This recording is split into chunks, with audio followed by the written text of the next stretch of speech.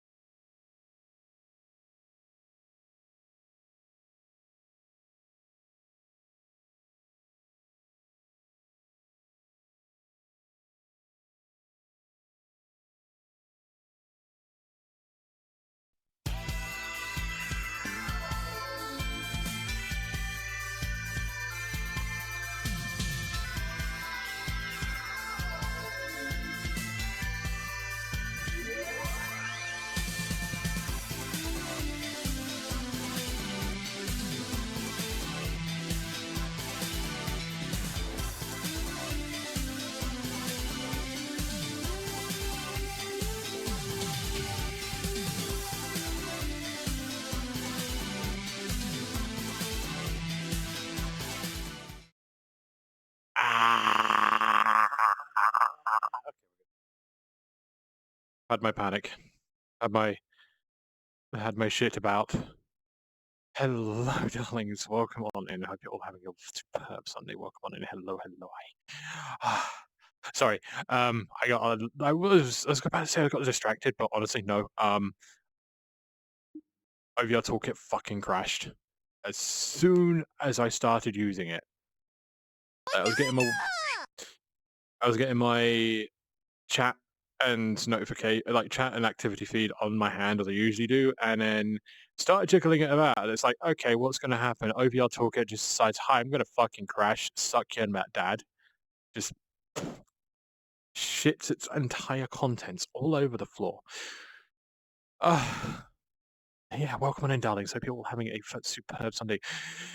Welcome on in, Mega. Welcome on in, Dark. Onyx, hello. Cena as well. Welcome on in. Hello, Ocean. Thank you very much for using the lurk. Hello, Zombie as well. Welcome on in. Hope you're having a superb Sunday. Welcome on in. Hello, Termite. Hello, Zenroth. Hello, Main. Hello, Zenroth as well. Welcome on in. Hello, hey, hey. Hello. What's up? Hello, what's up? Hey. Yeah, no. Uh, Apologies for the technical issues. I say technical issues. It wasn't even technical issues on your end. It was on my end. That's a pain in the ass, right? Honestly, like I'm gonna be honest right now. Once I get my paycheck from Twitch, once I get I still have like a donation that's kind of in limbo at the moment. I'm pretty sure it's just the payment processing people that are like, this seems suspicious because it's a large amount, but it actually isn't that large of an amount. They're just kind of like umming and ahhing on the side. I might have to check over Kofi and just see what's going on with that one because as soon as I get that paycheck, as soon as I get that donation through into my bank account, that's it. I'm going to buy excess overlay. And I'm just hoping that's going to be better than OVR Toolkit because for some reason, OVR Toolkit. So I have like two other additional programs running in VR whenever I boot up VR, and that is OVR Advanced Settings and OVR Toolkit. OVR Toolkit is basically allows me to have Windows on my PC in VR with me at the same time. So, say for example, if someone's yapping so much and they're like, I'm trying to listen, but half of the way I'm just like, I'm kind of getting bored. I can open up a browser window and watch some YouTube videos in VR. And with the setup that I have with Twitch, is that I have my text chat, have my chat, and I have my Twitch activity feed on my hand. So what you can't see it. All you think, all that you can see right now is me looking at my hand, going, yes, hi, chat. But I can see chat. Same with the activity feed on the side, on my right side, your left side, on my left hand. Yeah, words are hard right now.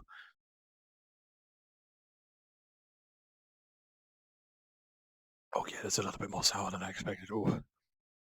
Yeah, hopefully it hasn't. I was also crashed straight away as I'm looking at it. But I just put the windows on the most lowest settings that I can. I mean, I don't really need frames anyways for stuff that's going to be kind of like stationary for a little bit, so it's fine. But it's just a pain in the ass when you expect something to work straight off the bat and it just shits its proverbial guts all over the place and crashes. The only problem is that the only way I can recover from the crashing of OVR Toolkit is to take my headset off, go to my PC, open up Task Manager, and crash it that way. Just end the task and crash it.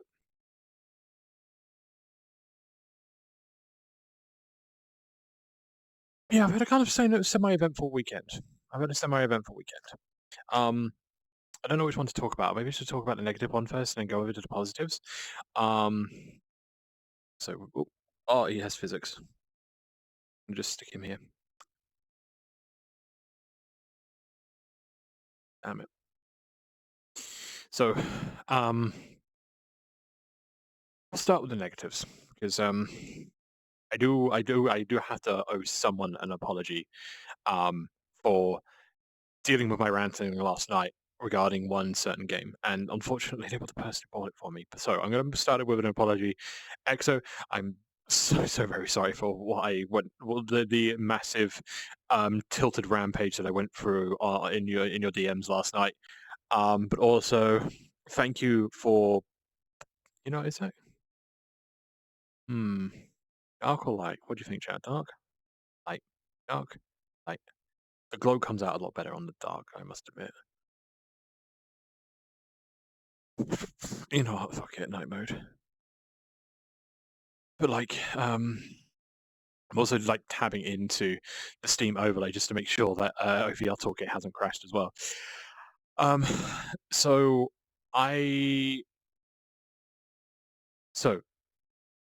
apologies to a lovely, lovely XRA and a lovely member of our community, very, very, very rubbery creator, which is very, very nice. But also, thank you very much for buying me Remnant 2. I will be honest right now, it is definitely not a game for me. I did give it a shot. Sorry, not main. Exa was very, very lovely and very, very kind to have gifted me Remnant 2, the base edition, like just like the base game without any DLC or anything like that. But I found out rather, rather quickly after finishing the tutorial and getting like into my first world, and after like getting to the hub world, it is not a game for me.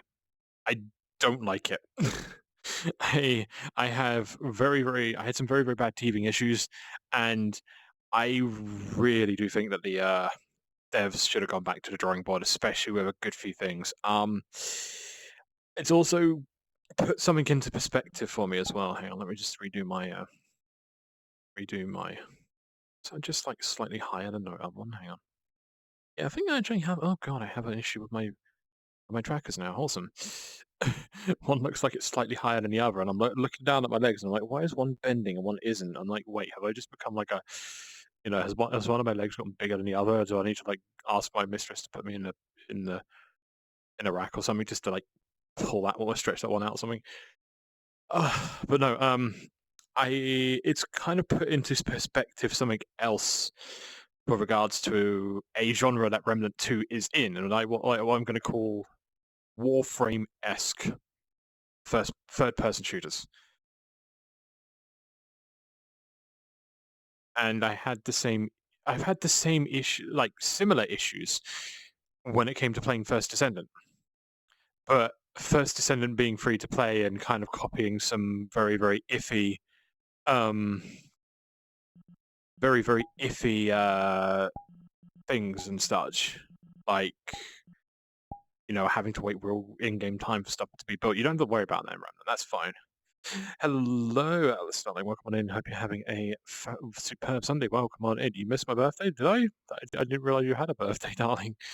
Did you? Did you post it in the Discord? I usually do check the Discord, by the way. Like, I'm adamant when checking Discord.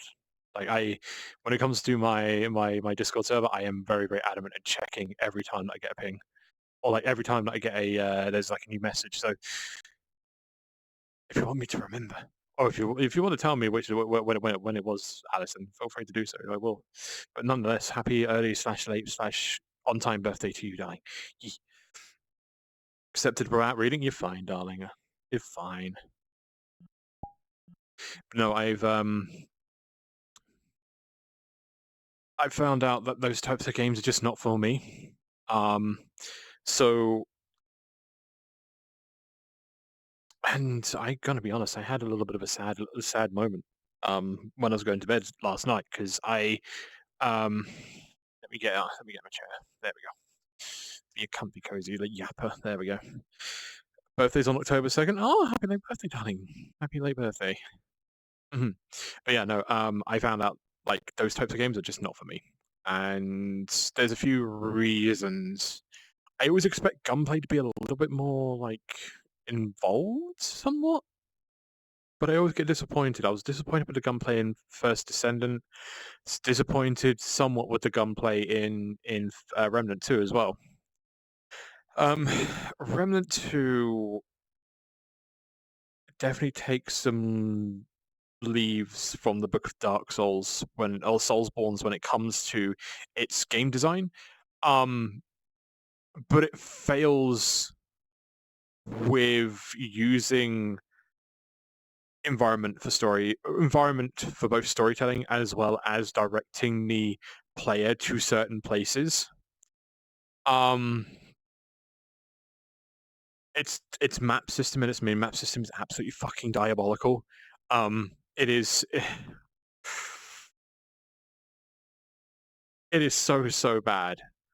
I was hoping like looking at the map or the mini map would actually tell me where to go with regards to what I need to do, where to go grab stuff. None of that. It's just basically you were just shoved in a place. You got to go and find out everything for yourself, which I would not mind if I wasn't instantly dumped into Endula, whatever the fucking alien planet one was, where it's all just like sand, and if you go too close to the edge, you start throwing up, which is fucking annoying because it also like completely locks you in an animation that just slows you down like 50, 75%. And that's my next. That goes on to my next complaint about Remnant 2 is I'm not a fan of games that love to stun lock you and force you into animations that aren't cancelable, or you don't have a you have more. Oh god, how do I explain it? It's definitely the animation canceling, the lack of that it makes it painful to play.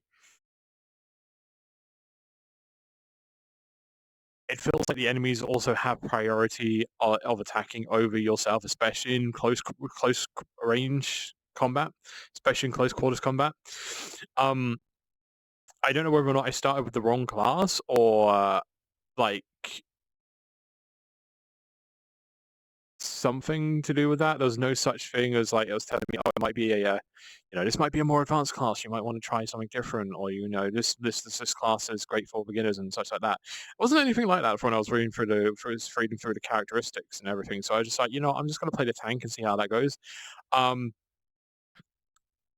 and then I realized after like a good couple of hours of gameplay and battling and bashing my head against a couple of really, honestly, really badly designed bosses, is that the game feels like it's more geared towards playing co-op from start to finish. Like um once you get to the point where you can start like multiplayer lobbies, it feels like it's a lot of it's designed to be played from like cover to cover online and via multiplayer, which would have been great at the start when the game was released and everyone was playing it. But like I only had like 3 or 4 people that jumped into it. Watching the Beetlejuice movie. Hey, nice. I'm glad to hear ye. Also, hello, Dynamite. Welcome on in. Hope you have a superb Sunday. Welcome on in. Of the Halloween colors. Oh, thank you very much. Thank you. Yeah, I had a lot of fun doing the emissions on this one. I also went back into Unity last night, I think. Yeah, I think it was last night. Before an event I went to and I ended up redoing. I edited the textures on the stockings on the fly highs because even though the default textures were great, and I did some hue shifting and color editing so I could get like Halloween style fly highs. Um, I wasn't too happy with like the shading in between the legs, so I removed all that. Um, Funny enough, I actually just used the emission texture that I used for the stockings to just make a quick and dirty orange and black stocking without any sort of like shading work. So that it worked really well, really well. It looks really nice. Yeah. Changed some of the emission levels on some parts to make to kind of like balance it out a little bit more. Because some color like some colors require a little bit more emission strength than others. Some are just like, oh god, this is so bright. I can't. This feels like it's like it's like being in. Like I'll be honest, the shorts were quite a little bit too bright for my liking, so I toned them down so that they didn't look like the same flashbang brightness effect as like shining a black light in a hotel room after a furry convention. But yeah, no, I think I've done very well. This is the part 1. I'm waiting for part 2 to be started soon, and I may have to message someone and be like, "Hi, how are you getting on? How's the thing doing? Please let me know ASAP, please." But like, yeah, no, back to Remnant. I might have to look through the DMs that I did send EXO, even though I feel really, really bad for sending them. But I was very much like very, very tilted regarding the game as a whole, and I think it's just it's brought light upon a certain genre that I wanted to like. I really, really tried to like the modern third person shooter genre, like games like Warframe and First Descendant, Remnant 2, but I'm just not having a good time with them, and that was realized when I played first. No, that's actually, no. It was realized when I played Warframe, because Warframe, coming back after like playing 2-3 hours like 3 or 4 years ago, and then coming back to it a couple of years back, and being absolutely bombarded and overstimulated by everything that they added, was just not fun.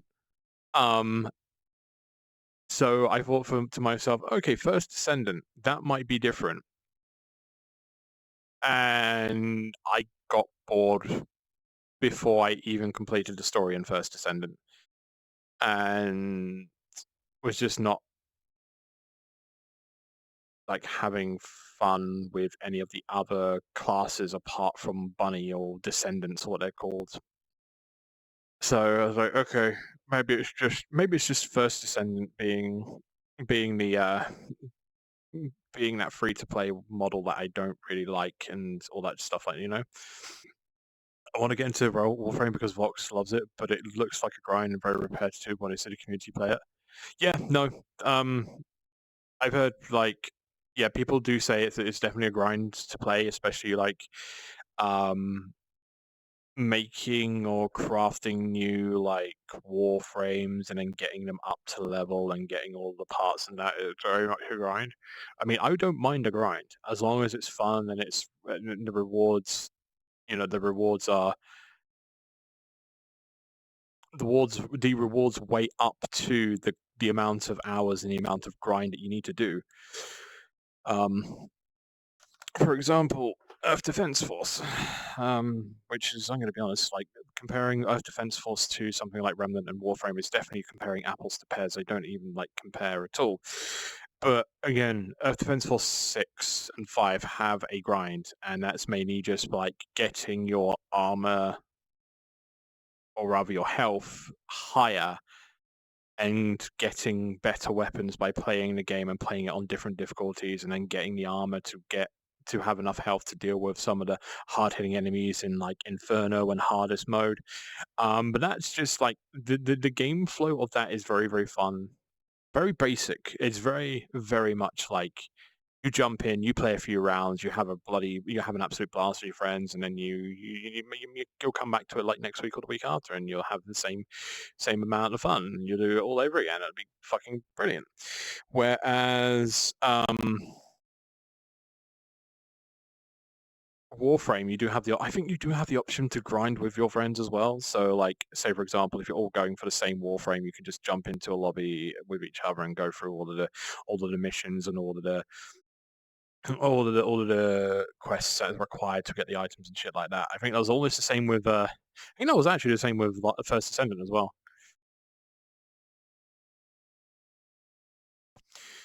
But yeah, I just was like, I saw the whole thing about, oh yeah, that was like I think the first nail in the coffin was I was getting bored with the repetitiveness of First Descendant. Second nail in the coffin was the boss design, apart from the gigantic bosses that you fight every like 5 levels or so, or every like 2 or 3 maps. The boss design for those ones that you go through in dungeons in the map were fucking atrocious. They were the most uninventive bosses that I have ever encountered in the past decade or so, honestly. Because it was just the same principle. It was the same mechanics all over again. It was either a case of nuke this bastard, nuke this big boy down. He goes invulnerable. You then need to shoot the balls that give him his invulnerability shield, and then you shoot him again. Rinse, repeat 2 to 3 times. jobs are good and that's done. Or you'll have one where it's like they go invincible and then the game just throws like goons at you. Just throws like all this little trash mobs and gremlins and shit like that. And then once they're dead, you go and fight. You go and take another chunk of the boss's health off, and then rinse and repeat. I got bored of that by like the third fucking mission, the third dungeon. I was just like, this is just very, very lazy, and this could have been for if they took about 2 more weeks to think about more like mechanics and more unique mechanics and things to do against those bosses. I would have been fine, but no. No. I think I started watching your channel more when they did that interview. It was a good interview. Oh yeah, no, I love that. I love doing that interview with Vox. That was like one of the best I've done. That was really, really fun. I need to start doing that type of stuff soon, you know. Also, hello, Puppy Master Darling. Welcome on in. Hope you're having a superb Sunday. Welcome on in, Bleach fan. Hell yes, yes. I've been a fan of Bleach since like 2009, 2010 when I started going through the anime as well. And funny enough, just before stream, I did a very, very, very impromptu, um, a very impromptu watch, watch along event for the first episode of part 3 of the Thousand Year Blood War arc, which I'm already like, oh, that's how you come back.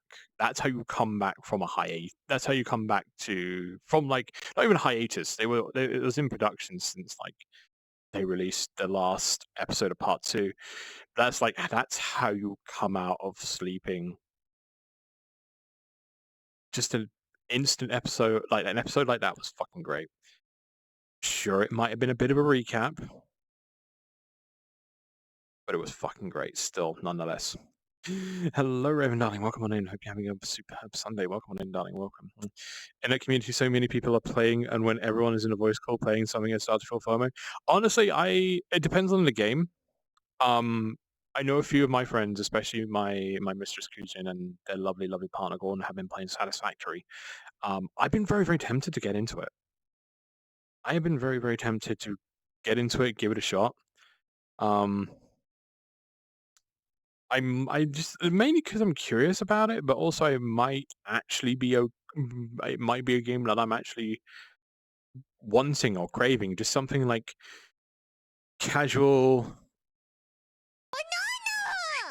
like something casual, something slow, and something just mellow to just chill out with and just have that time to myself to play a nice, comfy, cozy, casual game.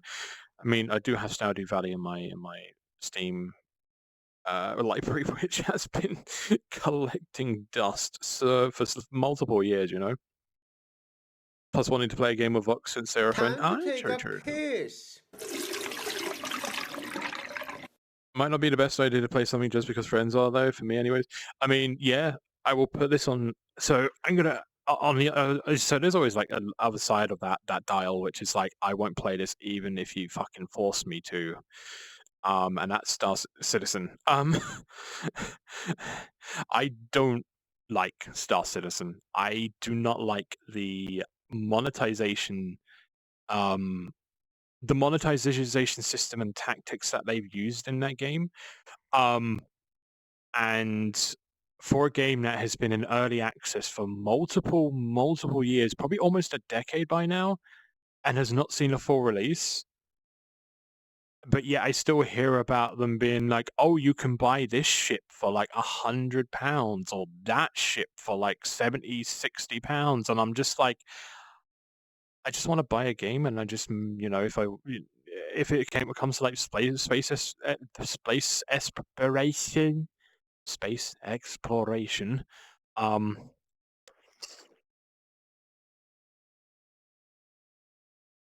I just want a game where I just pick it up.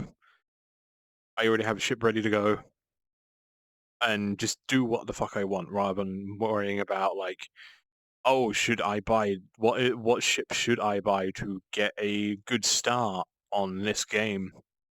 And like, am I going to be am I going to have to be super hyper cautious of other players just coming in and wrecking my shit and wrecking my day? because that's one of the reasons I don't play Sea of Thieves as well. Um, where the fuck did I? Sorry, I put my vape down. I've just literally lost it. That's one of the reasons why I don't want to play Sea of Thieves. I know that people are like, "Oh, you should play Sea of Thieves. It's a great fucking pirate ship game." But honestly, when it comes to Sea of Thieves, sure, okay, yeah, they've added the whole like safer seas, the strictly PVE lobbies and servers. But they've like put down the XP gain of playing in those worlds by like substantial amount. That it's just like it defeats the purpose of me playing. But also I don't want to play a game for like 2-3 hours, have accrue a massive amount of loot and items, and then as I'm going back to a safe harbor to like deposit that, get fucking ganked by some sweat lord who has like too many hours in this game and has like all of the upgrades and all of the thing, all has done all of the things and is just there to just wreck my day. I'm just like like that is one of the PvPvE in games that is enforced is the quickest way that you'll lose my attention for any sort of like game in my opinion. Also, hello Axel Darling, welcome on in. Hope you're having a superb Sunday. Welcome on in. But yeah, no, like I know a good few people have suggested Sea of Thieves to me, and it's just like I don't have the interest at all in that game because of sure, again, they have the pure PvE servers, but the penalty you basically have a penalty for playing on that because sure you can have that, you can play on the PvE servers and be like actually having a safe, fun time and be able to do all the content, but at a cost, and that is just like a massive drop in experience and money and loot that you do get. It just doesn't seem worth it for me. And then enforcing like that type of PvP action is just like I don't want to deal with that because again, I'm one of those people that will spend like 2-3 hours doing all of the like quest stories and all of the player PvE stuff, and I'll start going back to shore and I'll just get ganked by some wanker who really needs to go and touch grass, and it's just like there's no fun in this. There is literally no fun in this, you know. I don't my role model. Also mentioning other streamers and mutuals because it's relevant to conversation. I don't have any advertising. Keep finding it. No, you're fine. Actually, Fox is completely fine. Like I only have a small list. I say small list. It's probably almost ever expanding actually. When it comes to streamers that I would never in my life support or advertise on my stream. And I've already talked about it multiple times, and I feel like if I keep talking about a certain device that some of these guys, most of these people use, then yeah, we'll just be going around in circles every fucking time. Um, Bunny Hart is this huge Star Citizen fan. She got me into it, and I quit ASAP. Fell for FOMO. No, there was one person in her Discord server that was really, really trying to like push. Like, okay, I, let's preface this one quickly before I accidentally cause any unnecessary tension. I fucking love Bunny Hearted. I love their community. I love what they do. They are one of the few people on this metacosm, which we call VR chat and Twitch streaming, or being a VR chat Twitch streamer. She is one of the few people that fucking deserves that partner badge. She's witty, she's funny, she's relaxing, she's great to watch, and she's really, really inventive. I absolutely love her. Also her community. I love the community as well. She's one of the people that is just able to like keep her cool and keep her like composure, even if like absolute fucking chaos is going on about her. Like that is a skill and a half when it comes to having like semi-open lobby VR chat streams. You know, but I did have one interaction with someone in their community where they pushed Star Citizen so hard that I was almost ready to like blow at the seams, honestly. Um like they were pushing it so hard and I'm just like, this is not a game that I want to play. And it almost was like a reflection of the community of Star Citizen that I have seen and that I've like glanced at, which feels like there is a massive fuck ton of copium being huffed in that fan base and that community for spending so much on an early access game, which I'm not even sure will actually come out of early access. But also now on the tip of that iceberg, with the news of the devs being forced to do 7-day work shifts just to meet a deadline for some sort of like massive Star Citizen convention and event. I don't want to support this game at all.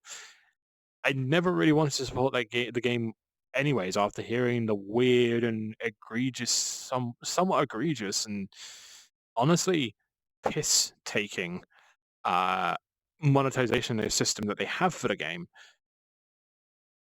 But also now if you're like pushing the game to me now because even after the news of the dev team being forced into a very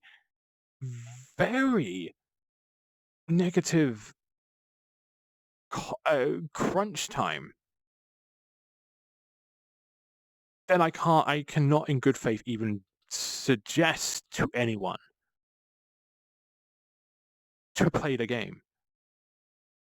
And I in good faith cannot even, won't even play Star Citizen just because of that, you know? Both her and her community kept me alive. Oh, oh, yeah, no, she's fucking grand. There's only been one time I've had to warn her about another person who was, oh boy, who we actually had to kick from my community because of them being a little bit too, they're being a little bit too creepy, especially with like the kink side of stuff, and that's really rare in my community. But we had to like kick them, and they were also part of Bunny's server as well. And they went straight into Bunny's server, straight into their venting channel, and it definitely felt like a cry for attention. But also just seeing them like spam that channel, being like, "Oh, I got kicked from one server that I thought was okay with this, that, and the other," and I'm like, "Okay, I need to message Bunny to say to be like, hi Bunny, sorry that they're currently clogging up your venting channel. This is what's going on right now. We just kicked them because they're a little bit too creepy." Yeah, no. Much better person knowing Bunny is the best friend I made for her. Honestly, Bunny's great. I can't say anything negative about Bunny. She's fucking absolutely fucking tastic. Right, let me find my vape. I need fucking nicotine. I see a bunny who's just like kind of hugging the camera awkwardly. I'm sorry.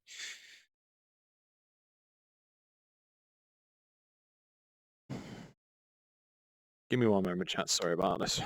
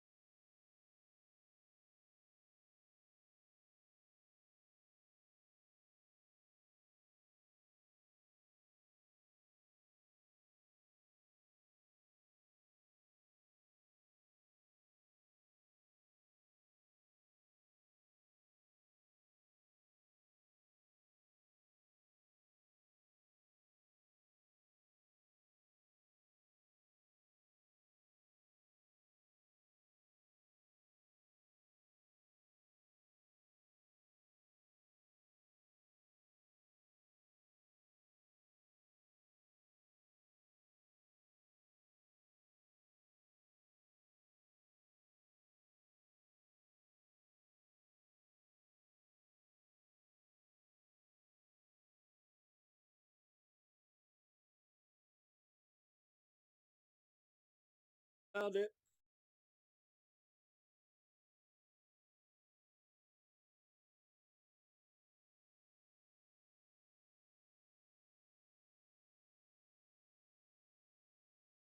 Don't worry, chat. I found it.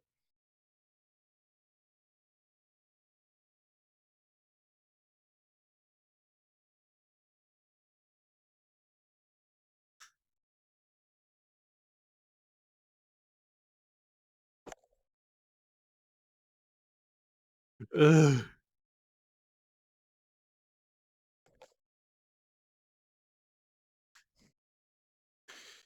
Yep, I found it. Rolled under my bed. The world is safe for now. Cisco has their nicotine. They have their caffeine. They are in their safe spot. They are in their safe space. They have the nicotine. They have the caffeine. Where the fuck are my legs?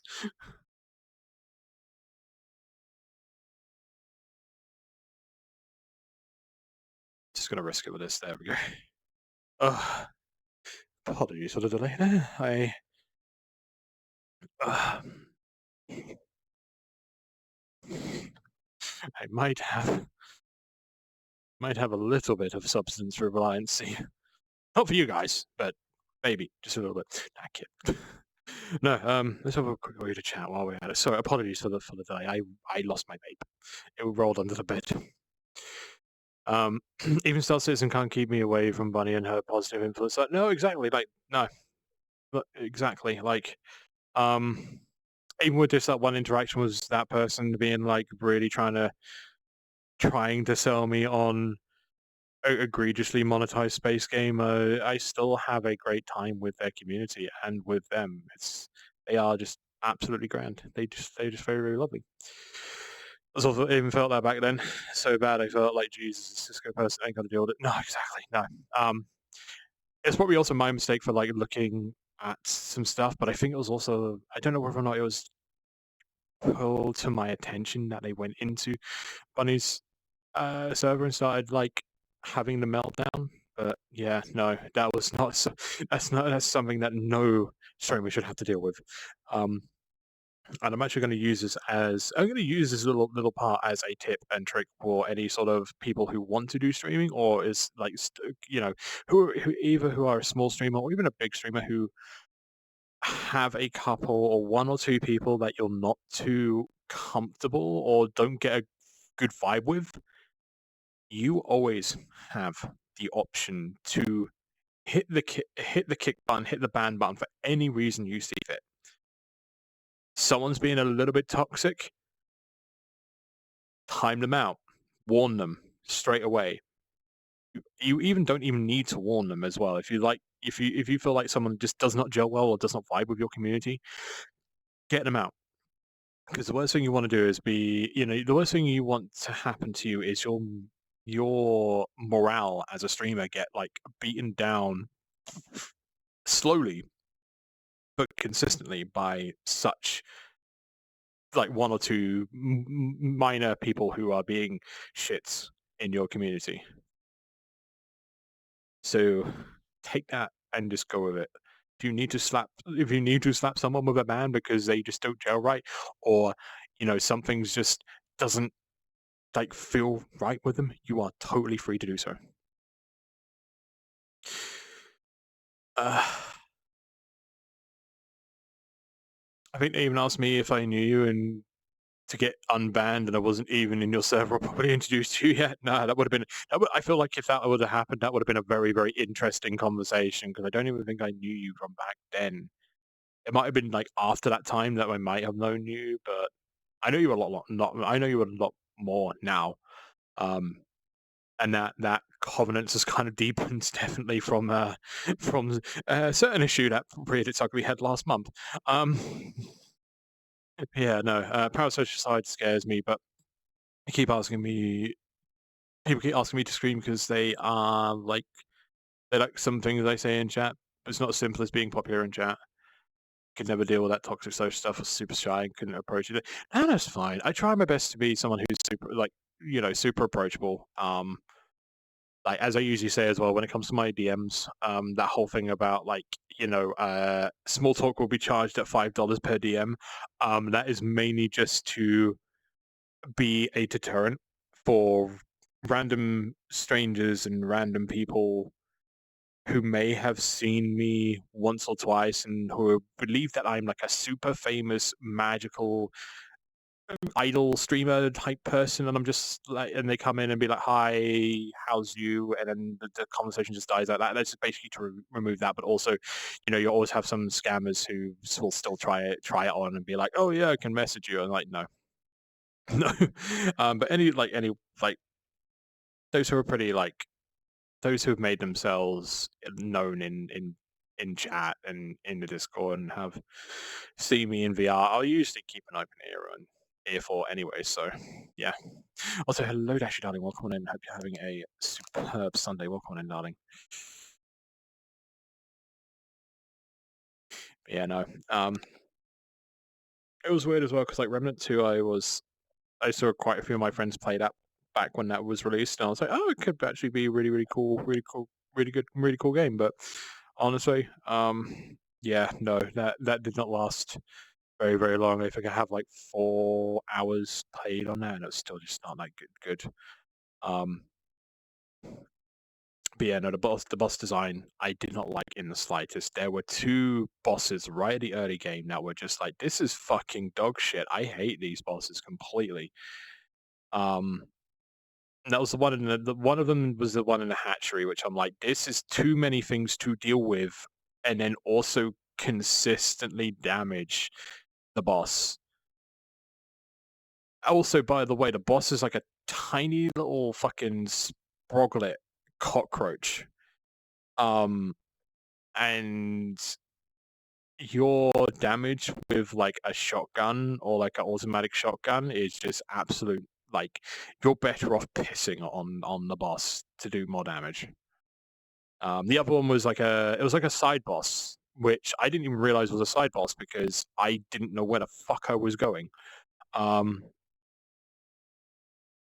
that was also like one that's like half instant, half dungeon, half maze, and then you get to the boss, and it's like, okay, cool. So, what's its power? Oh yeah, it puts a shield around you, and then if you're in like any of the tight spaces in that arena, that's it. You're pretty much fucked. You're going to take damage regardless. Um, yeah, no, those bosses were dog shit. Um, also just being stuck in animation lock anytime you take damage as well is just bad. I hate that. Um, especially with a game that also has melee weapons as well, and I was expecting the melee weapons to be a little bit more of a prominent feature, but turns out nope, that's not the case. So great, cool. The game is just like what else is there? Also, Speedy, hello, darling. Welcome on in. Hope you're having a superb Sunday. Welcome on in. Did you see the art I got with Nora? No, I didn't. Go if you could send it via DMs, please. Just like social in general, but Bunny got me out of my shell. Her being patient with me in VR's helped so much. It's no slight on you, just social withdrawal. No worries, no worries. I know that feeling.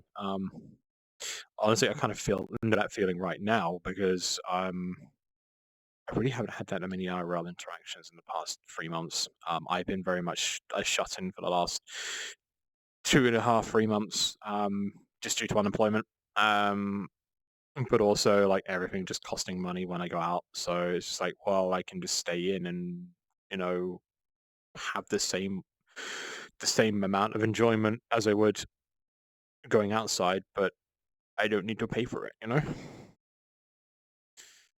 It's lewd, but no worries, darling.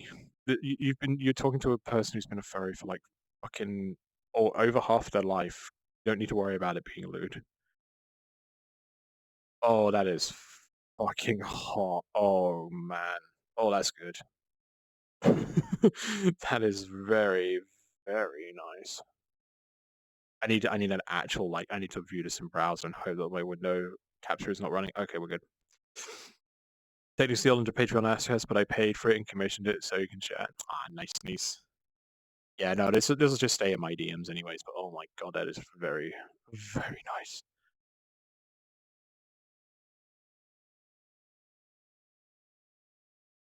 I love it when the bowl just touch as well. That's very cute. Kind of autism I have makes me hyper vigilant in regards to trusting people that are also socially stunned. I'm doing a lot better these days. Yeah, no, kind of semi known fact about me is that I'm also autistic. I definitely do get that hyper vigilancy as well. Don't worry, you're not the only person. Um, I will usually get a binary feeling when I meet a person for the first time and when I'm around a when I'm around certain people. I usually call it the cunt aura. Um, and it hasn't let me down. It hasn't let me down yet. And the way I explain the cunt aura is that I will sometimes be with someone who I just the vibes feel really off, or they just act in a certain way, or their body language, or just something about them just screams, "Yeah, you're a cunt." And I don't want you near me.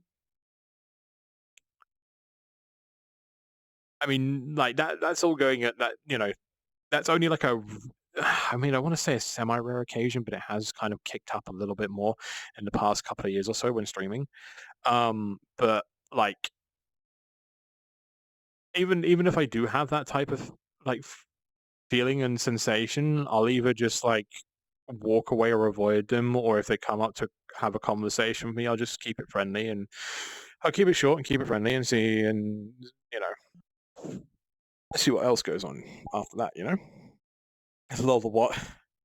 So, so caption redacted. Yeah, that's what I call it. That's that hypervigilancy about it's definitely something a little lesser known talked about thing when it comes to people with autism is that we do get vibes off of people where our brain tells us that's not a safe person, or another one is that is a very very safe person. Oh my god.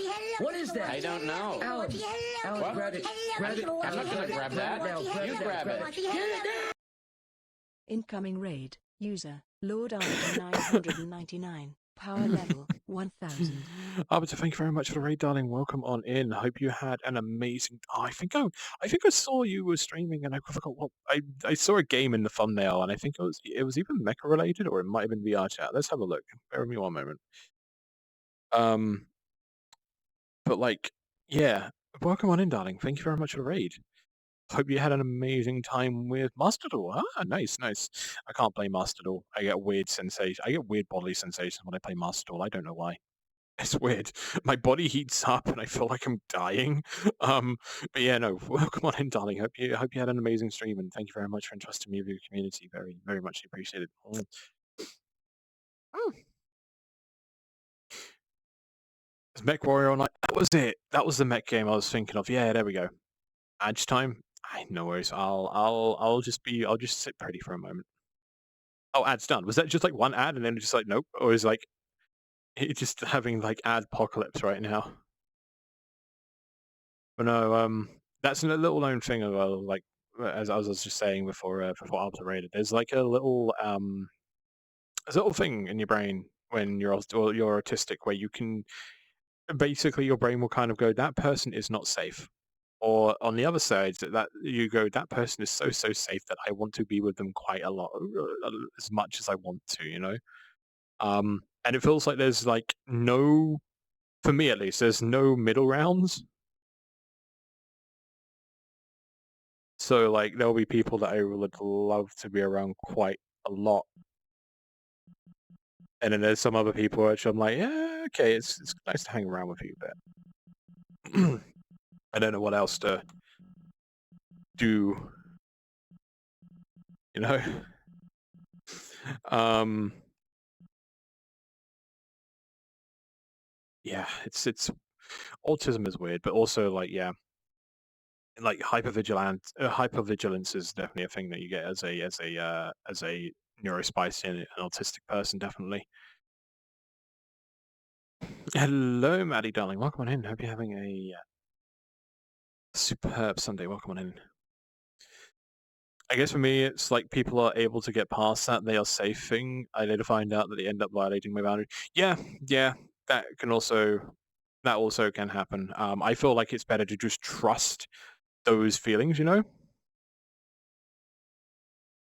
How's your wife Amy doing? Wait, what?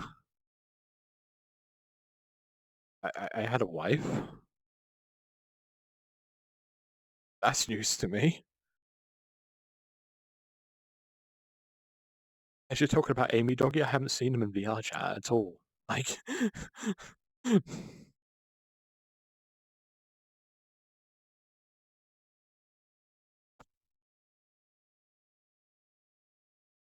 apparently, what? Oh, this is some in joke that I haven't been told about? What's going on? Excuse me. Sorry about that message. Yeah, I think you got the wrong person, darling. Sure, I may watch Amy Doggy from like time to time. I ain't that close to them. I'm not that close to them. I'm gonna even another thing I tend to dump about is personal things like now, and I'm afraid I'll overshare. Yeah, that's also a thing as well. Like that's just gonna be a thing. Um, I know that thing. I know that. Is why I don't really talk about my personal life that much because it's fucking boring. I'm just a regular human being. I will be back to being more regular human being next, like tomorrow. You know, I'll be going to work. I'll be doing tech support, be driving to and from work. That type of boring, monotonous shit. But hey, I won't die, so that's great. Hello, Bunny. Hello.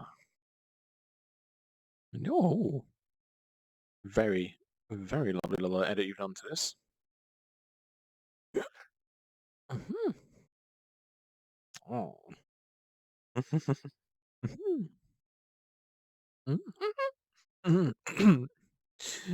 um, if I find a fellow autistic being a related person, I want to tell them every. Yeah, that's also a thing. Like, I've kind of like there will be some hyperfixations that I'll just instantly just can't stop talking about, and that just happens. Um, and I do feel like sometimes I just gotta shut the fuck up, which I just usually do. But like sometimes it's just like a very much like, yeah, that oversharing thing is just gonna happen. Mm.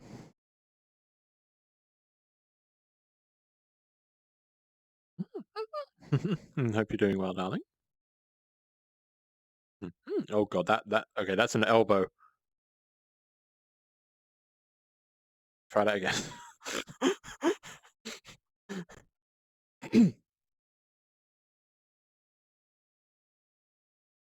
Expecting standable. I was expecting a standable issue there. Oh boy.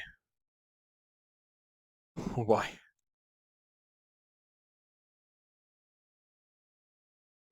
It's like also when someone starts talking about a subject that like you're very very well versed in, or you know you have more knowledge about that subject than someone else, you're like ready to spring into action and be like, just be like, oh yeah, this, or like or something like, oh yeah, you were almost right on this one, but actually X Y Z, you know.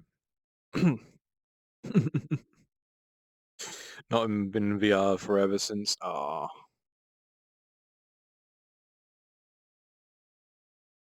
I'd say just jump on in. Oh, please, thank you.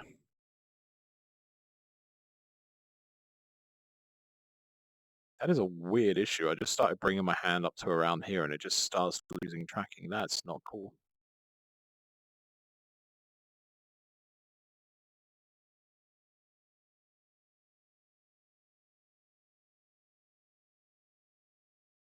CD above versus long story short. Okay. How to get away from a community streamer of a streamer I told you about and haven't used VRC in a while since then, especially finding other people I knew through her who were also kind of not passing the vibe check. I'm be honest. I burnt all my bridges once that one came out. With that streamer. They even came and contacted me, and I was just like, I'm not having any of it. Especially from what they did. Yeah, what they did was not fucking cool in my books as well. But also they were kind of like, I'm gonna be honest as well. They were kind of in my radar for being someone a little bit uncomfy. What is that? I don't know. Alan, Alan, What? grab it. Grab it. I'm not gonna grab that. You grab it. Get it now. Just dropped my Incoming vape raid. again. User Squeaky This is Wolf. easier this time Power to find. level 6000. Hello, Squeaky darling. Welcome on in. Thank you very much for the raid, darling. Welcome on in. Let's have a quick look. What were you doing? Let's have a look quickly. Bear with me one moment.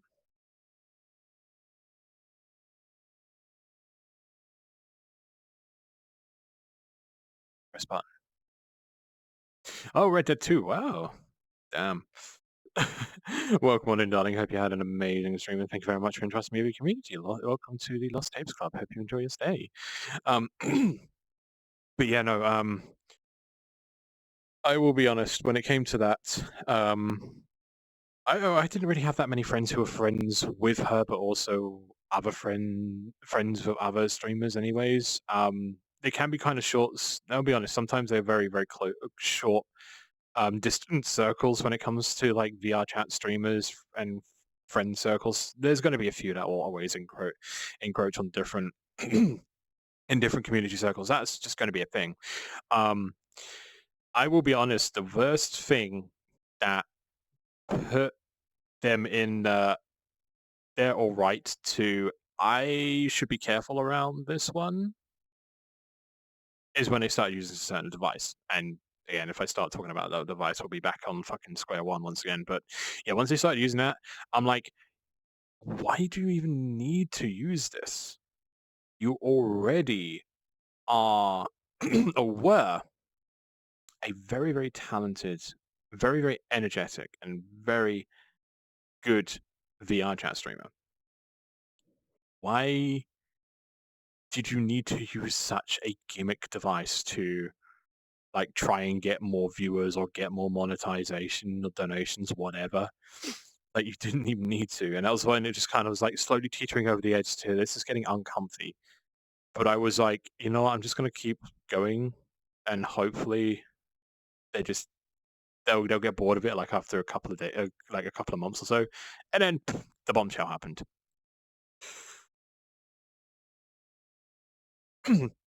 Just doing some hunting and grinding to get all the camp upgrades. Gotcha. Nice. Friends, this is now immaculate, and I feel even a relief for the anxiety I've been feeling lately. Exactly. Like, yeah, sometimes, you know, I say, I think I actually told you this in DMs as well, Di, but like, my nose has decided to open the floodgates. Sometimes when a book closes, another one opens. And that's basically what you gotta view this as. It's like the book that story is done. It's time to just go on to the next one, and this is the part where you realize, yeah, this is the part where you start your next story. That's it.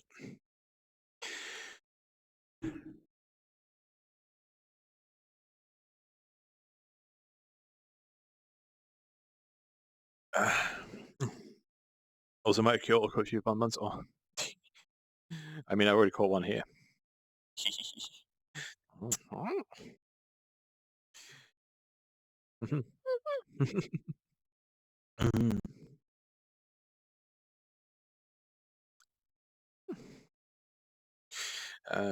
If it's people like Lumi or other who are friends with everyone, I don't care about that. But people who are also were creepy, say X is one of my favorite people, but she's friends with everyone too. It's more people who were in her community that aren't streamers.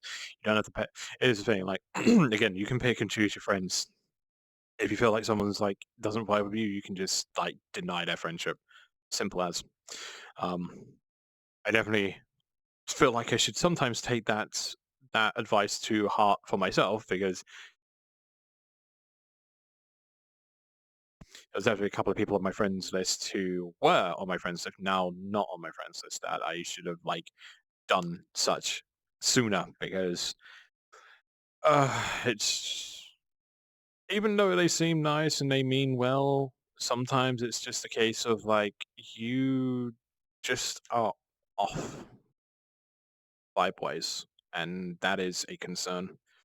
You know, not concerned with people who get around and find out friends who get around and friend everyone, but people who didn't pass the vibe check. Don't want to get too in details. No, no worries, no worries. That's why I censored it, just in case. Because like that, they're fine. They're fine. I haven't seen them in quite a while, but they're pretty chill. They're pretty chill.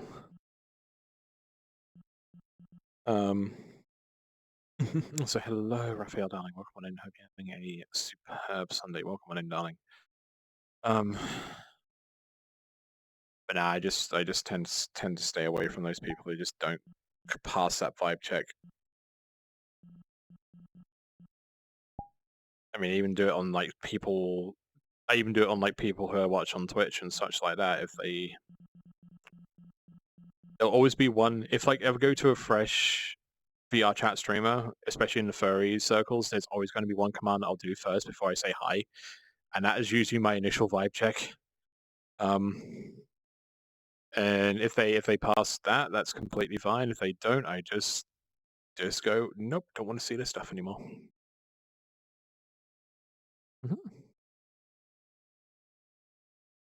Fucking smooch the bun.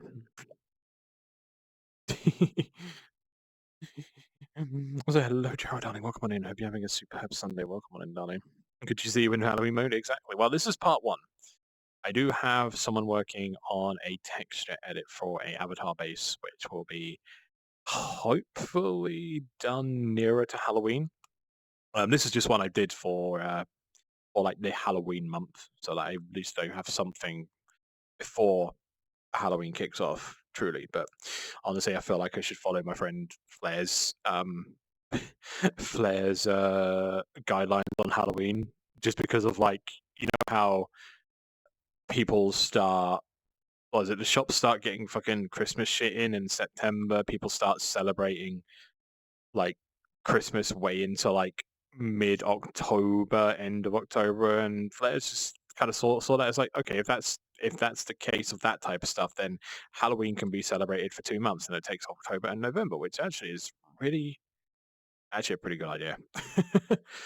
I feel like it should not be like, when it comes to Halloween, I think it should, again, we shouldn't even call it Halloween. It should just be Spooky Month. It should just be the whole of October.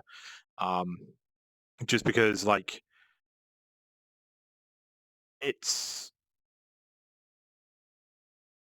combined. I think nowadays Halloween combines quite a few elements of like autumn style holidays. Anyways, you've got, you'd start off with this usually at the like late September to early October with Oktoberfest in Germany and US and a few other places who Nice decided car. to celebrate it because they're good.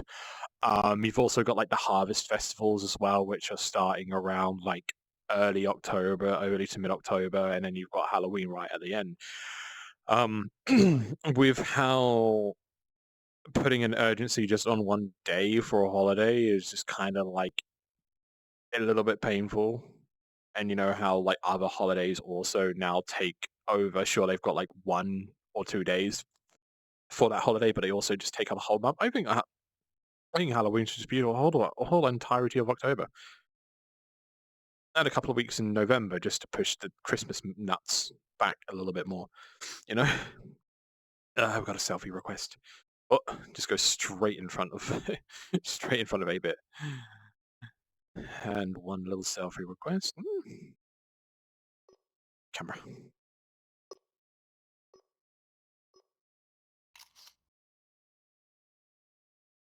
One more. Keep your hand there. Keep your hand there.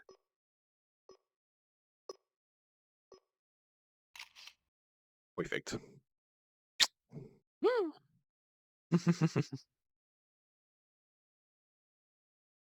True. If someone says something that's a bit off, I'm like, nah, no, yeah, no. I had that situation after stream on Friday. I went to one of my group, one of my usual group haunts. When it comes to like Friday night on VR chat, I went to there and I was having. I'll be honest, I was kind of tired anyways, and I was kind of like a little bit burnt out, a little bit tired from doing like a 4 or 5 hour stream, and someone in that instance said they did a hard drug that wasn't cannabis, and I was just like, this vibe has been killed. I want to run away. Um, I just like sat in the corner somewhere and just tried to chill out and just vibe, and it was just like nothing really is going on that is really hitting my mood right now. So I'm just gonna start exploring about and meander about and see what else is going on in VR. Yeah, but you're totally fine to join if you want to choose to join us in VR, darling. Don't stress if you don't want to. That's totally fine. But random example that has happened. Oh wait, sounds like a good idea. Hell yeah, yeah. I usually have massive opinions and right assets. So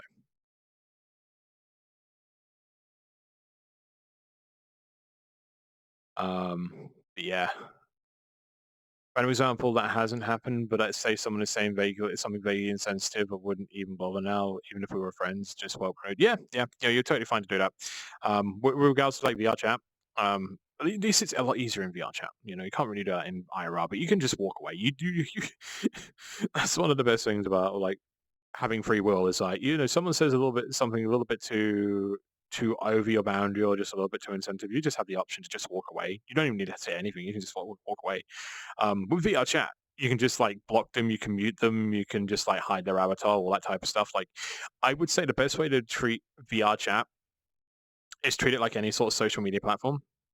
The most powerful, the most powerful, uh, the most powerful and least used option in any sort of social media as well as VR chat is the block button.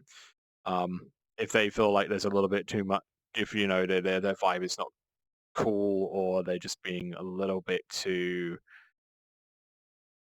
high energy or just your vibes are not like doing well, then just hit the mute, hit the block button, just go about your day. So much time to just walk away. Yeah, exactly. Yes, very much so.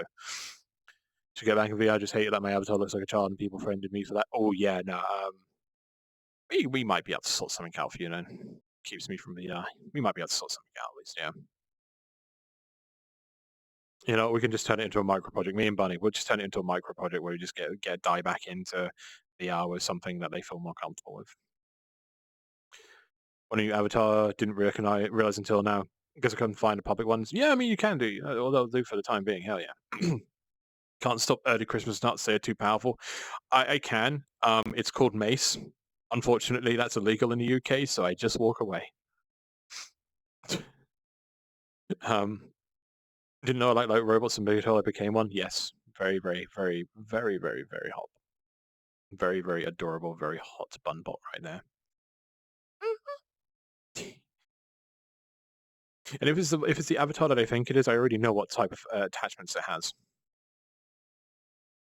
No, okay, not that one. That's fine. So being 300 plus hours in VR chat, you start to recognize avatars and what features and attachments that they have. Don't want to get graphic in here, but I didn't realize what kind of art the avatar creator made. Yeah, no, that probably checks out, honestly.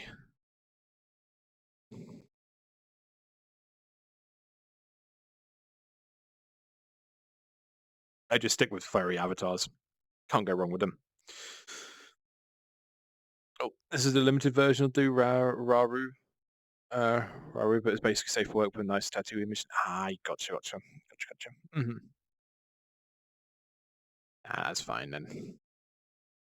Wish I could know Blender and just roll out my own. I mean, yeah, true. I mean, that could also be a way to start, like, actually making your own avatars and, start making avatar bases. Even, like, doing, like, just starting off with like tiny assets and see where you go from there. Although saying that, I have actually had to touch Blender in the past week, and I was actually successful with it. So the witch hat, or rather the hair on the Shire bun, on the base one, it's rather spiky. So there's a few spikes coming out here and there on the top. I'll probably actually change over to this one. You can probably see a comparison. Let me just do this quick. But yeah, without the witch hat that I put on, there's a lot of spikes here and there. So what I did was I went into Blender and basically just made a note of all of the spikes that were coming out of the hair in the original on like the version on this version. Went into Blender, shrunk down all those spikes to like 0%, and then just flattened that area as best as I could, or like as best as I could within like the 10 minutes time span that I gave myself to do that job. And then was able to get a lovely smooth surface around the bun without no sort of protrusions and no spikes. So yeah, go me. I've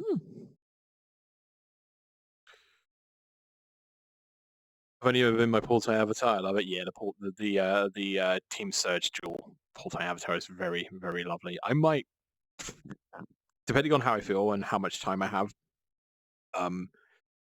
in the next coming weeks or so, I might just try and like spookify and Halloweeny it and see where I go with that, because it might be might be an interesting project. I do like doing like these avatar edits. And when it comes to like doing avatar edits, every time I try and do something new, almost every time I try and do something new. So when it came to like doing Cisco's original one, I did audio link. It didn't go as well as planned, but I learned something of how to do audio link. And then in the avatar edits that I did for like the Flopkin and the Dira, I ended up learning more and more how to do audio link until I got it correct and making it look absolutely grand. And then on the Shoyaban, I added that, and I was just like, okay, we're gonna go to full 9 yards and see how well we can do audio link. And the hair app and the hair and the jewelry was just perfect. This one for the Halloween edit, I was just like, you know what? Let's put a hat on it and see how well it goes. And then that main quest linked into another quest, which was, oh, by the way, you're gonna have to see if you can fix this thing in Blender. And I was able to fix it in Blender, and I was just like, hell yeah, I feel smarter than I was like 2 weeks ago. Like, you don't have to do like an epic, like tremendous task as your first avatar edit or anything like that. The best way to, I'm going to be honest with, the best way to get maximum effect with while learning what works and what doesn't is editing a texture. Start with like hue shifting, see where you get with the hue shifts, and then you can start like going, okay, let's check what this part links to. And what you can do is like, you'll have like a base layer, and then then in Photoshop or GIMP or whatever editing tool you could use, even Substance Painter, you'll have an option to create layers. So if you wanted to find out where a certain part of a texture links up to a body part, you can just make a new layer, stick like a dot or a line somewhere on that texture on the new layer you've created, save that as a copy, and then stick that into Unity, put that as a put that copy texture in there and see what it links up to. See where it puts itself on the avatar. I mean, you don't have that issue with Substance Painter because you can just literally paint on the 3D model that you have, which is a lot easier to deal with, you know? But yeah. 1 second, no, is need to start small and overcome OCD. They do texture edit and the model they use now. Oh, ADHD, gotcha, no worries.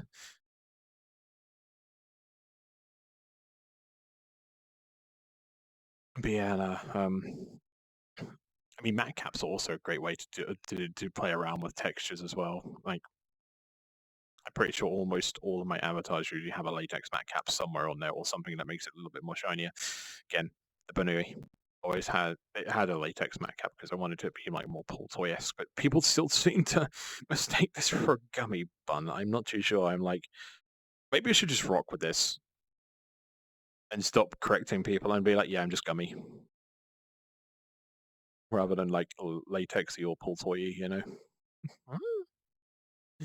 Hello, Marble Darling. Welcome on in. Hope you're having a superb Sunday. Welcome on in. Love the avatar. Oh, thank you very much. Thank you.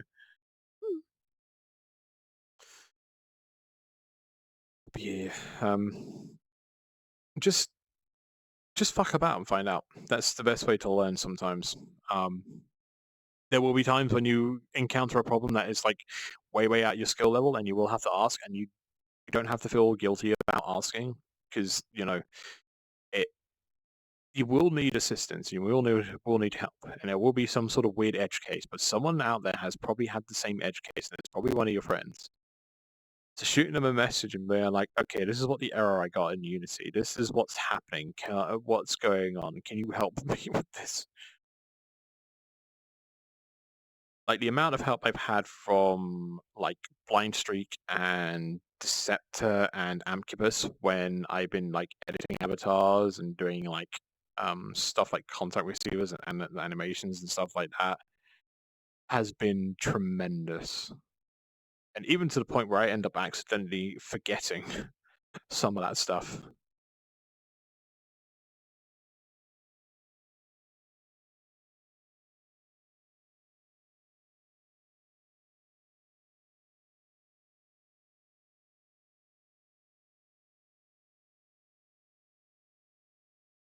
And another thing to remember as well is like a lot of avatar creators will always have like goofs and mistakes and shit that like break stuff pretty regularly when trying to make stuff. And it's just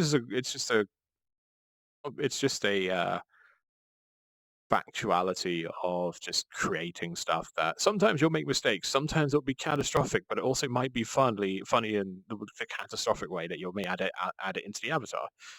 It's like one of the tiger avatar that Duffman uses, and a couple of other people use that has like weird shapes on the head, because I think it may have been just an accidental avatar goof that I've just been like, I'm just gonna leave it in. Having a good day, just doing some animating. First day digital art school tomorrow. Hey, congrats, nice. Oh yeah. Is it 3D or 2D? Getting in for the fastest time in forever. Tried once the other day to check someone's vibe, but had motion sickness and had to stop. Oh, darling. Grumpus, hello, darling. Welcome on in. Hope you're having a superb Sunday. Welcome on in, darling. Yeah, no. Even me with having like 300 plus 3,000 plus hours in VR chat, and probably about 3,500 if I start like edging on 3,500 if I actually start looking at my playtime. 3,300. Okay, gotcha. Is that even I still get motion sickness when playing VR, and that's only due to some worlds that have like automatic running, or like being in a car as well that you're trying to control. Like I actually, it happened last night. It happened last night where I was playing in Surumi Kart with Flair and Redwing and Zeno and a couple of others, and at like I think it was like my second or third race, I could feel like something just like my body being like, this doesn't feel right. Oh boy, oh boy. And then after a while, it's like I was just like chilling out for a couple of minutes, just driving around in the car, and then I was just hit with the onset of, oh god, I feel fucking terrible. So it's just like, I need to get out, just like get out of the car, just sit somewhere and just relate to my brain. I am not moving. Brain, you are not moving. It's fine. We are like stationary. This is just an illusion that's happening. Please stop. And then I was just like, I can't do this. I need to get to somewhere. I need to get the fuck out of there. And ended up in another group world as well. Stressing about it a bit, but it will be really helpful towards my goals, looking to make tutorials and such for others who don't necessarily have access to professional schooling. That is a very that is a fucking amazing goal, actually. Holy shit. That is definitely an amazing goal to go for. Because I feel like a lot of people will be like, "Oh, I want to work for this animation," or I want to work for this an animation studio, or like, "Oh, I want to be like indie developer," or like, I just want to make like shorts for YouTube and be as famous as like Vivzy Pop or something similar to that. But like going in with the sole purpose of like teaching people how to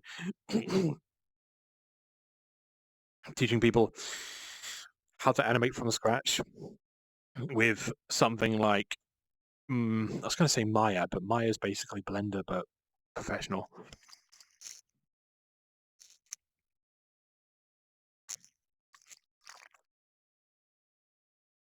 Like stuff like Blender, 3ds Max. What's the other one that people use as well? I can't remember. There's another one. Ah, there we go. Need to regain your VR legs. Yeah.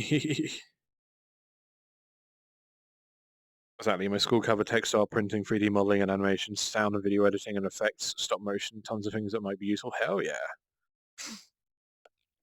Mm-hmm.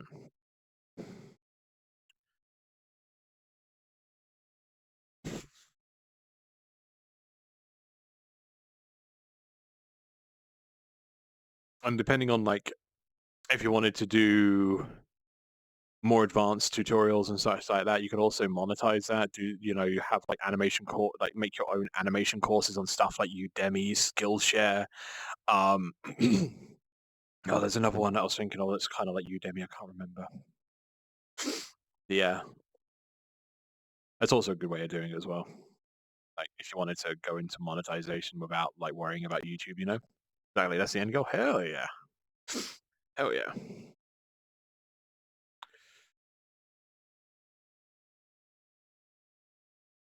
I might have just had a peek at the robot, but I do apologize. It's a good bar, what can I say?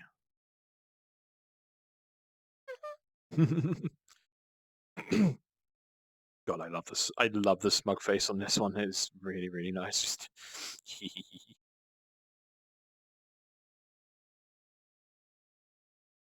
Is this the one? There it is.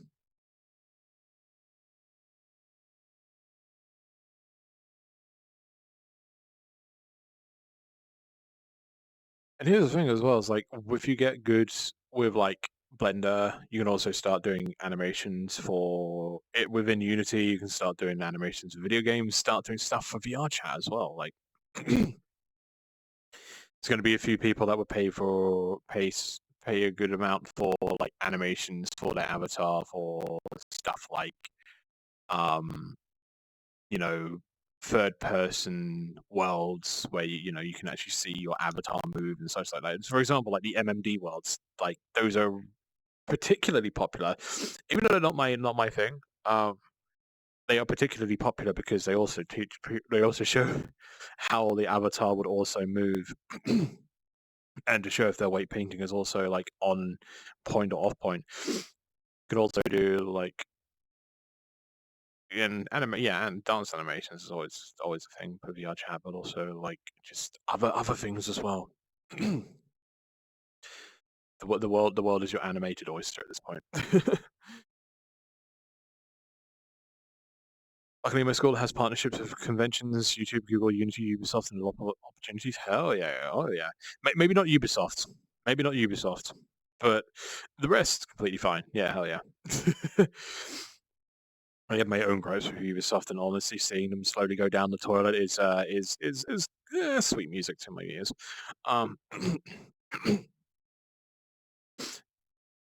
It's not going to be fun regarding the people who are going to be losing their jobs and being laid off because of Ubisoft going down the toilet. But Ubisoft as a company going down the toilet, that's a great fucking that is a great thing to me. It's music to my ears. I have not liked Ubisoft for a good amount of time.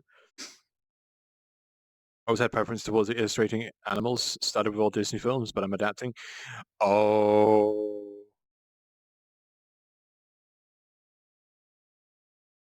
Someone's going to make a lot of money from the furry community. I'm just going to say that right now. You're going to make a lot of money from the furry community. Just from is it, illustrating an anime, like illustrating animals and Disney, but also having that experience of animation and such like that. You might want to start having a look at some certain furry arts and some certain furry animations, and you're going to look at that stuff and be like, I bet, and you're going to create some masterpieces that furries will pay at least 4 figures for. Only realised I had an interest in the community within the last few months. I'm hooked. Oh yes, it's very good. It's a very, very good community. A very, very amazing community. This fandom, very, very creative, very, very artistic. It's absolutely beautiful. I always loved watching artists create and do stuff. Like it's very therapeutic to watch them, but also just seeing their own thought processes in how they draw and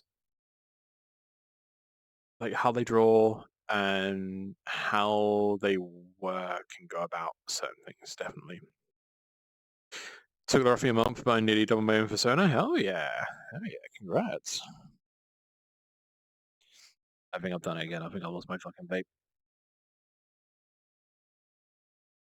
Probably a good thing because my throat is like dry as sin right now, but not so good because now I have no nicotine. Drink.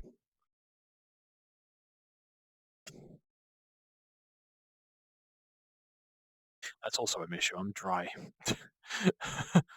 Hello, hi, Oh Di. gosh, this is weird. I haven't been in VR forever. I know VR chat is pretty weird, isn't it, Di? No, I just mean the sensory input of being in the 3D space. I gotcha.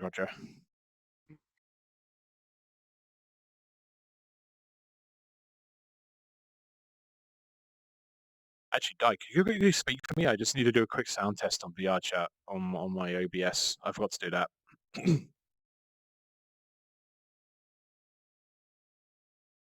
Test. There we go. Yes, There I we can go. hear you. I There wish we I go, had the awesome. source for this model so I could like add facial expressions and stuff. This is a public model. It should be easy enough to find. Like funny here. It's part of the tutorials I'm looking to make, hopefully to help others make their own designs by breaking down anatomy and things alike. I found very little tutorials while I was learning, so I thought I'd just make my own. Yeah, I mean that's definitely a good way to go. Definitely breaking down furry and animal anatomy to ways that people will understand and getting them to create and getting them to draw. That's perfect. I mean, there are a few tutorials out there, but I feel like they're very, very few and far in between.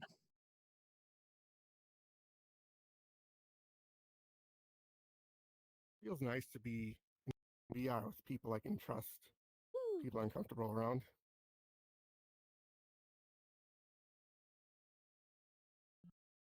Public ruin.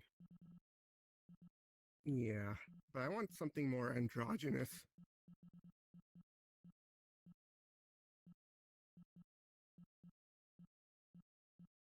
Like more. This one's you can't really tell. Like.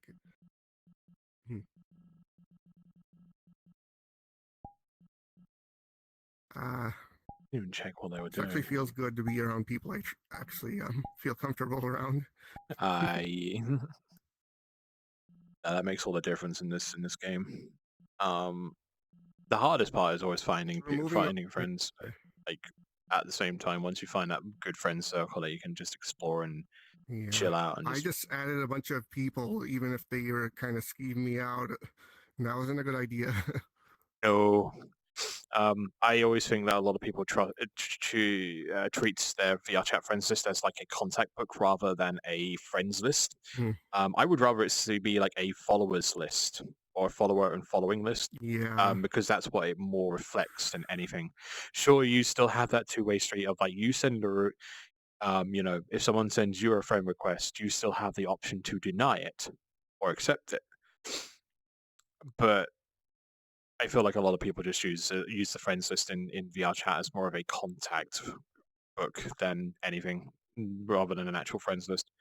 I know people who have like, I'll be honest, I'm one of those people as well. Like I will see on a Saturday night or a Friday night that there's like 200 plus people online on my friends list, and honestly, I would only want to hang around with like 5, maybe 10 at most,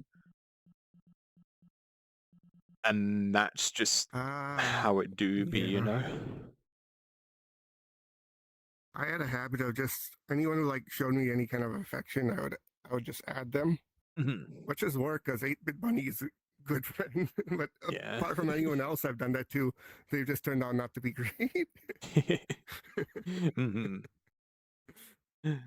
um, Most of the tutorials I found were primarily based on common species, canine being the most common I had seen, but the design that wasn't very helpful to me seeing as I'm working on a spider and raccoon designs. Yeah, very much so. It's like there's probably I- also a reason why quite a few furry artists also suffer from what is known as dog face when it comes to drawing other animals that aren't canid. You do say that a lot on like um, you see that quite a bit on bunnies, sometimes cats, and just other like animals that have like a short snout. Like cuddle shy. Oh, wait, no, that's a tiny bunny. Okay. I just saw tiny oh, and pink, and I was just like, oh, is that? No. I've But yeah. seen some artists who try to draw humans and they still look like animals, kind of. Yeah. Oh, yes. That's always going to be. That's always going to happen. It depends on as well. Like some are great. Some are just like suffer from dog face. Some are just very here and Yeah. there. But I don't judge on that because Mhm. art is subjective. And comparing art gets down a very, Yeah, very honestly. kind of weird and toxic rabbit hole, honestly. Were you going to be for Halloween? Fucking no. Um, Fucking. no. So for IRL Halloween, I probably don't have anything planned, anyways. Unless like my workplace is like, oh, we're going to be doing a Halloween day. Feel free to come in, whatever. Then I might just be like, I have 6 days to put together a Moxie cosplay, but probably nothing IRL. But VR chat, I will most likely be. So I think meeting my community, my fortnightly community meetups off stream. I I think wish this were more the expressive. not the next one, but the week. Not the next one which is going to be on the 14th, but the next one His after that, which hands is are going to be Monday the huge. 28th. I will probably have both this one as well as another avatar that I'm waiting for the commission to be done on that one. So I will reveal that on stream once it's done, once it's uploaded, and once I'm happy with it. So yeah. Also, hello James, darling. Welcome on in. Hope you're having a superb Sunday. Welcome on in, darling. Help the raccoon I part think another. a tad, but I feel like it Oh. makes something even more expansive. Yeah. I mean, just experiment, see what happens, see what you get. If it fails, it fails, and you've learned something. If it succeeds, fuck yeah, congrats. Main issue with my main persona, raccoons have very full small snouts, but I actually ended up adopting more canine qualities as a style choice. I mean, yeah, it is your oyster. Your persona is your oyster. and you can create it any way you see fit. There's times when I've actually added stuff onto my avatars and into my avatar designs that artists have done, which I feel like may have been like a caveat in the references, descriptions I've given for the characters. So I'm just like, you know what, let's roll with that, because it looked, even though it was, What was that? Sorry. even though it was unintended or something, like I ended up. Stream. No worries. That's cute. Yeah, there's been stuff that I've just added because it's just like, oh yeah, artist has done this. It hasn't been specified in the description or the reference sheet that I've given them, but it looks really fucking cool, so I'm gonna leave it like that. Feels like an artist with a lot of experience. I've got too much power. There's no such thing as simplicity with me. Remember, perfection is perfection is impossible, and if you make a slight mistake, as long as like someone is, most of the time, like when artists look at like pieces that they've done and they're like, oh, I've made a mistake here or I've made a mistake there, the commissioner or the person looking at the art ain't gonna fucking know about it, or ain't gonna fucking notice. Only if it's like something big or drastic, or something like, accidentally doing maybe a marking wrong or putting a marking in the wrong place. Maybe they will they may notice that. But like any sort of small one where you're like, oh, I could have done it like this, or could have done it like that when I finish piece, don't worry about it. That piece is finished. That is donezo. You can just put that on the pile. You can put that in the portfolio and be like, this is what I do. And then in the next pieces that you do, just like learn on what you may have made a mistake on, or what you could have done better. That's it, because once you hit perfection, or once you believe you hit perfection, that's it. You're just going to end up being on like there, just on a horizontal line for like the rest of your days, and you won't end up learning more and more of your craft. It's like I look at, so I'm only just starting again with painting miniatures and painting Warhammer figures, and I've already looked at some of my Necrons, and Good to see you.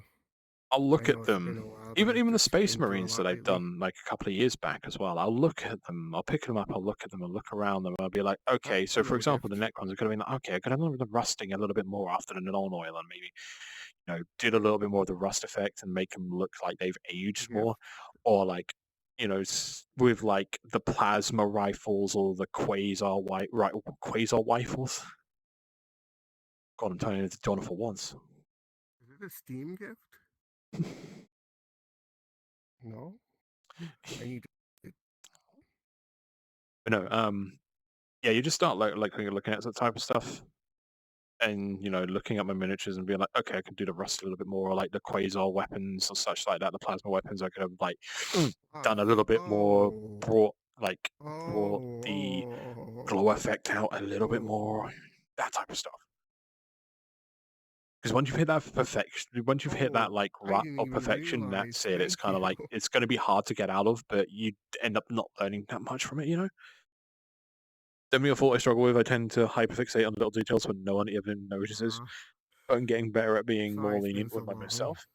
I've been really doing realistic and I abstract miss you. portraiture, so it's definitely a struggle going from high detail realism to low detail sarcasm. Yeah. But at least you're like pushing yourself to look into, or like pushing yourself to do that type of work and doing that type of style, because with every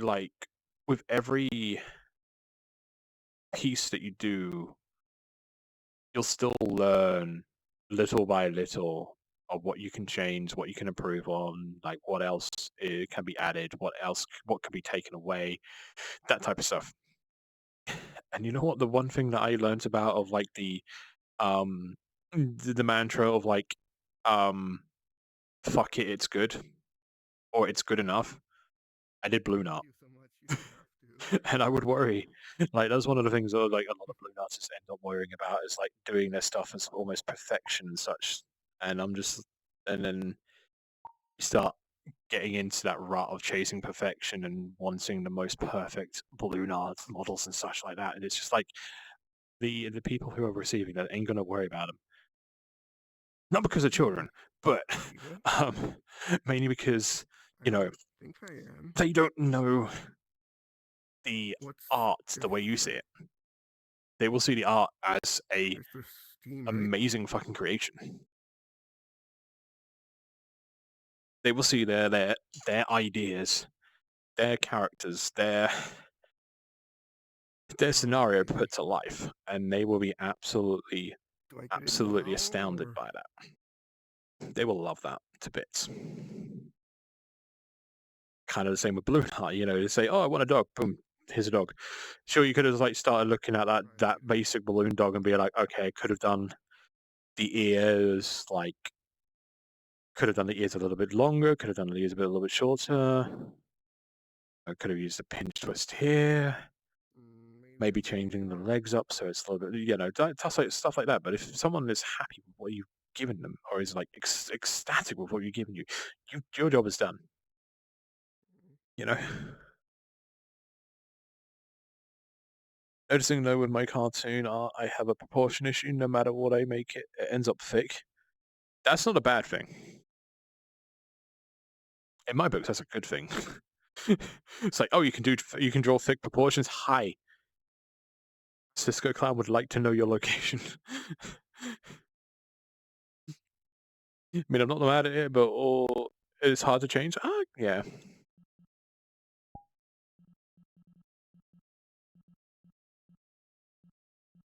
I mean, that's not a bad thing, but also challenging yourself with like thinner proportions and like smaller like characters and such like that will push you to push you to learn more from your art, you know? I feel pretty comfortable now. I just had too many people I didn't trust in my friends list before.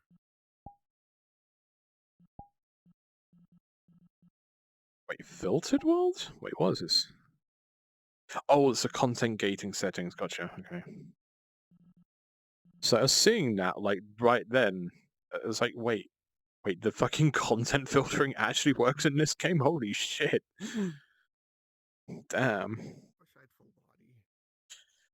Also, that also, funny enough, links into something that I've been kind of like hotter on for the past weekend. VR chat needs like personal world blacklists. Like, you know how you got the block feature with like, you know, players? We should be able to have the block feature on worlds. So that if I go to a world that I don't like, or say for example it's a fast-paced game world that is like, you know, this type of game worlds that I absolutely detest, I should be able to go into the world menu and block that world so that I don't see it on you know, I don't see it on world searches, I don't see it on when I'm going through my, you know, going through my friends list and such like that. And I can still, you know, say for example, if I click on them and I want to see which world it is and which blacklisted world is, I can go and click on it and be like, okay, this is you know, this is X world. Be like, okay, yeah, no, I'm not going there, you know. Then we're gonna focus on that after I work out my first zone. I don't need to worry about it for that design. It's meant to be thick. Hell yeah. Mm-hmm.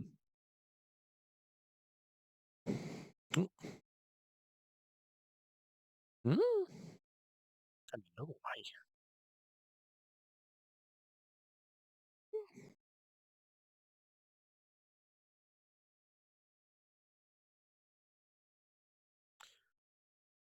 God, I never thought I'd start getting a headache from VR. Oh.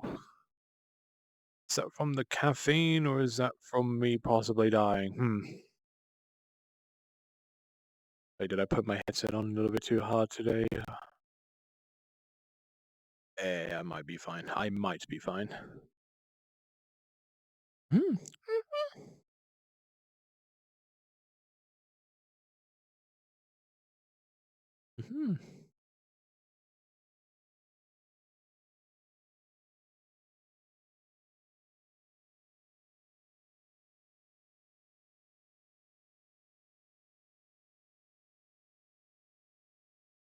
Extremely indecisive after making one design of a spider and another of a raccoon. I ended up merging the two.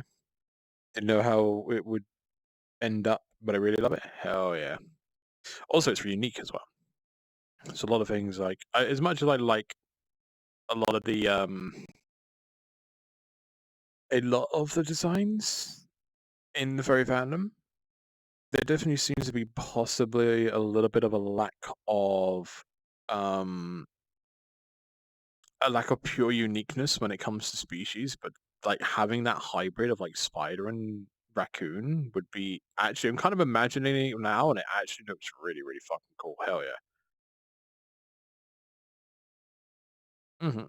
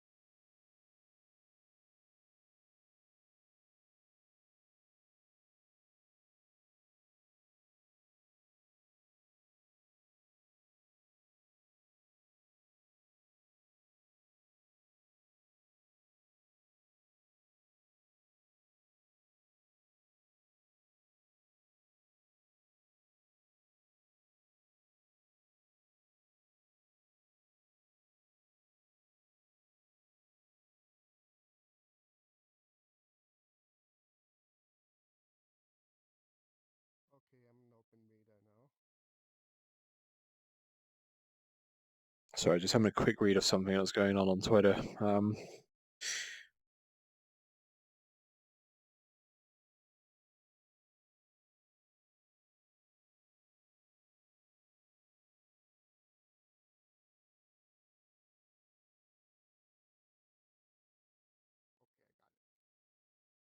it. Now let's see.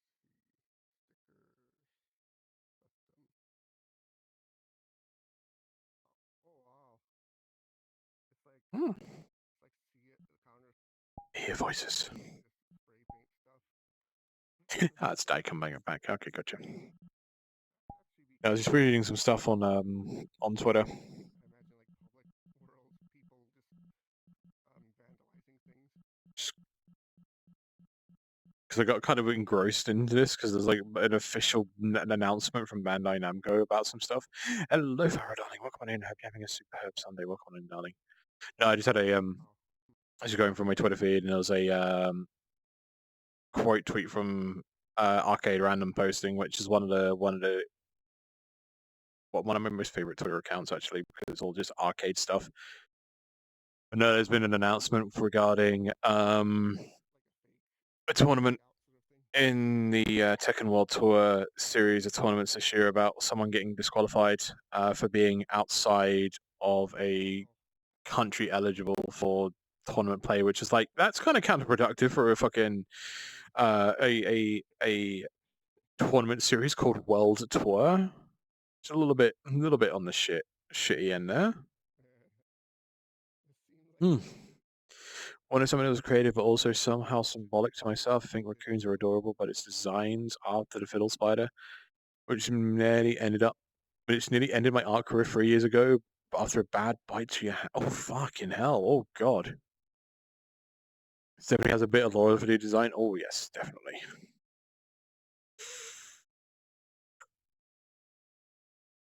Very much so. Hell yeah.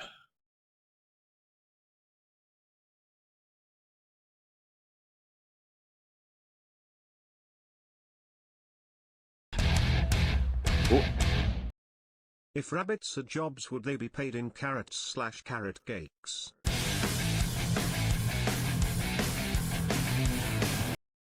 But damn it, hello, Zoddy, darling. Welcome on in. Hope you're having a superb Sunday. Welcome on in, darling. I mean, technically, yes, but the only problem is with bunnies is like with rabbits is that carrots are very, very high in sugar for a rabbit. Same with like bananas as well. Although bananas are a little bit better for them, I think. Only just very, very slightly. So like any sort of fruit that is okay for a rabbit, but also high in sugar should only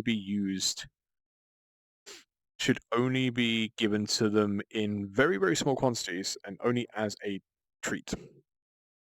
Because if you give them too much,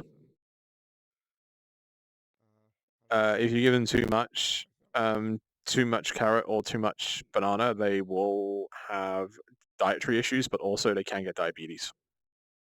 Yes, animals can get diabetes too. I don't see it here for some reason. I saved. Oh, it's an Like the only, no, no. Okay, I get it now. because if I remember correctly, when it comes to diet of a rabbit, it needs its own body weight in hay every day. I was confused. That is its main source of like nutrition and such is from hay. And also like a few leafy greens here and there as well. Like that's the main source. And then like stuff like carrot, banana, and any sort of like fruity, any sort of like fruit that is. Oh, also like the other thing as well, checking if they. There's also food pellets as well. You can give rabbit food. You can give them rabbit food pellets, and they're usually fine. You have to double check what ingredients they have, because again, they're living beings. They can be very, very. Christ, what is that? What is that? I don't know. Alan, Alan, What? grab it. Grab it. I'm not gonna grab that. Now, grab You it. grab it. Get it now. Incoming raid. User Vincent_Valentine. Power level 3000. Vincent, hello, welcome on in. Thank you very much for raid, darling. Very, very much appreciated. Give me one moment while I try and shout you out. Give me one moment. 1 second. Phone. Yeah, welcome on in, darling. Hope you had an amazing time with Satisfactory as well. Welcome on in. Again, thank you very much for entrusting me with your community, darling. Very, very much appreciated. Yeah. Yeah, no, rabbits require like almost a semi-strict diet in a way as well, like of just hay and rabbit pellets as well, because yeah. It's like feeding them like vegetables or fruit that have high sugar content will just cause so many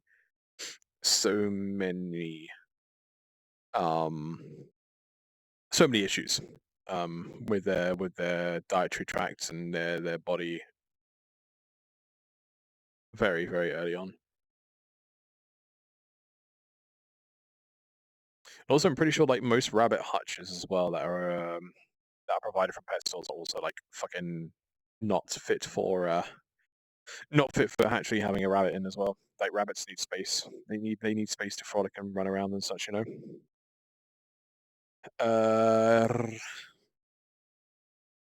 If it was up to me, I'd accept payments in cool marbles, but I do money is fine. Yeah, I usually would just take the money. I can do more things with the money than I can with like some other stuff, you know. It's true. My cottage had a diabetic donkey, and somehow gave the donkey a bag of Haribo, and the donkey died due to diabetic Oh no! Oh, that's not good. Oh. Oh my God, your face. The fuck did you do?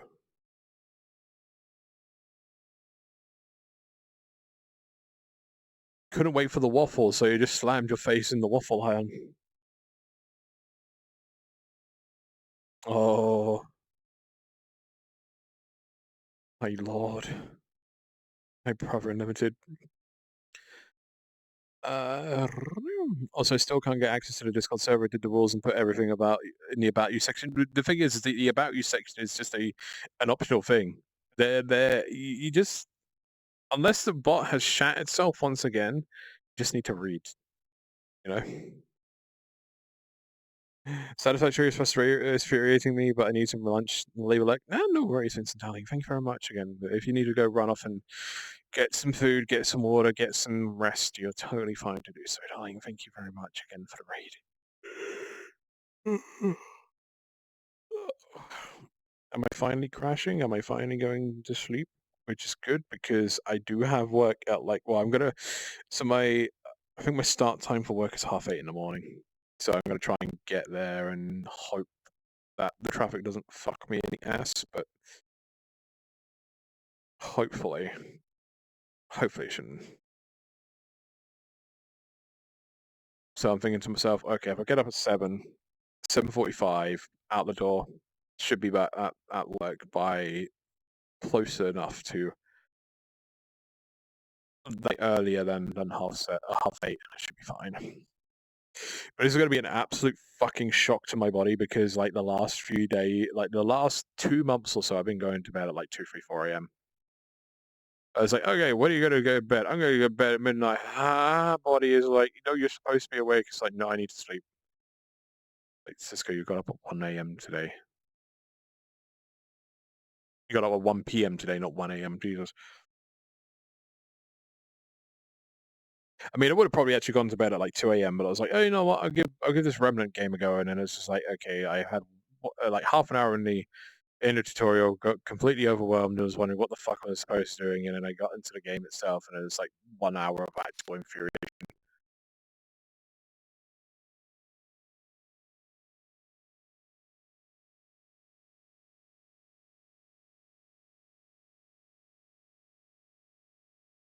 It's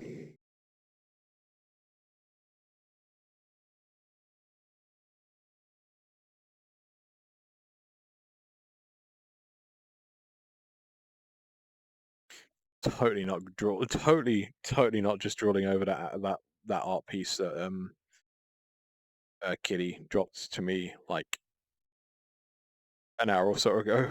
Totally not doing that, honest. I was still gonna get access. I can always send you the whips of the first in the Discord personally or on Twitter or Telegram. Just at me in the about me just at me in the about you section. I'll sort it out.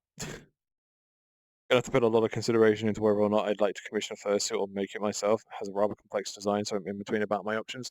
Yeah, I mean, for me, I have no other option than to commission. I'm not the most.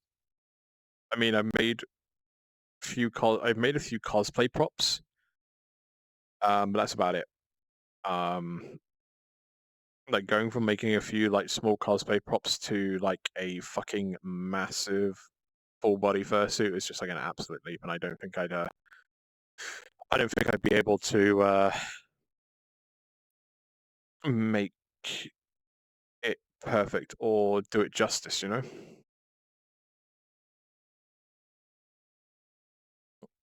Do that. Sorry. Oh, you're fine. Don't worry, darling. I have to go. I'll see you all later. Thank you. No Thank you worries. for giving me like a hang out. Christ, what is God. that? What is I that? don't know. Alex, What? grab it. Grab it. I'm not gonna grab that. Take care, darling. You grab it. I've just been weary of VR chat because I Incoming don't have raid. anyone like to User join in on. but Yuki it's been Bloodborne nice, Gaming. lovely hanging Power out with you level both. 3000. Yeah, you too. Take care, darling. I'll see you later. I'll say hello. This was it again. Hello, Yuki, darling. Thank you very much for the raid. Welcome on in, darling. Hope you had an amazing time with honk stonk bonk. Honkai Star out, oh boy. But yeah. Oh, you're off. Alright, take care, Bernie. I'll see you later, okay? Take care, darling.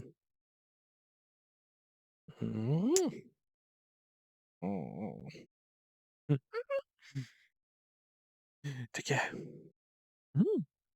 Yeah, Yuki, thank you very much for the follow. Thank you very much for the raid, darling. Hope you had an amazing time with Honkai Star Rail, and thank you very much for trusting me with your community. Very, very much appreciated. Thank you. I am being a very, very lazy bunny today. I am laying down on bed.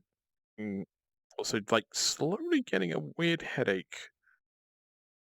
It might be caffeine related. I might need more caffeine or less caffeine. One of the two. Dealing with a sponsorship when it comes to that? Oh, don't tell me it's the one from Stream Elements. Don't tell me it's the one that Stream Elements gives you, or like gives everyone.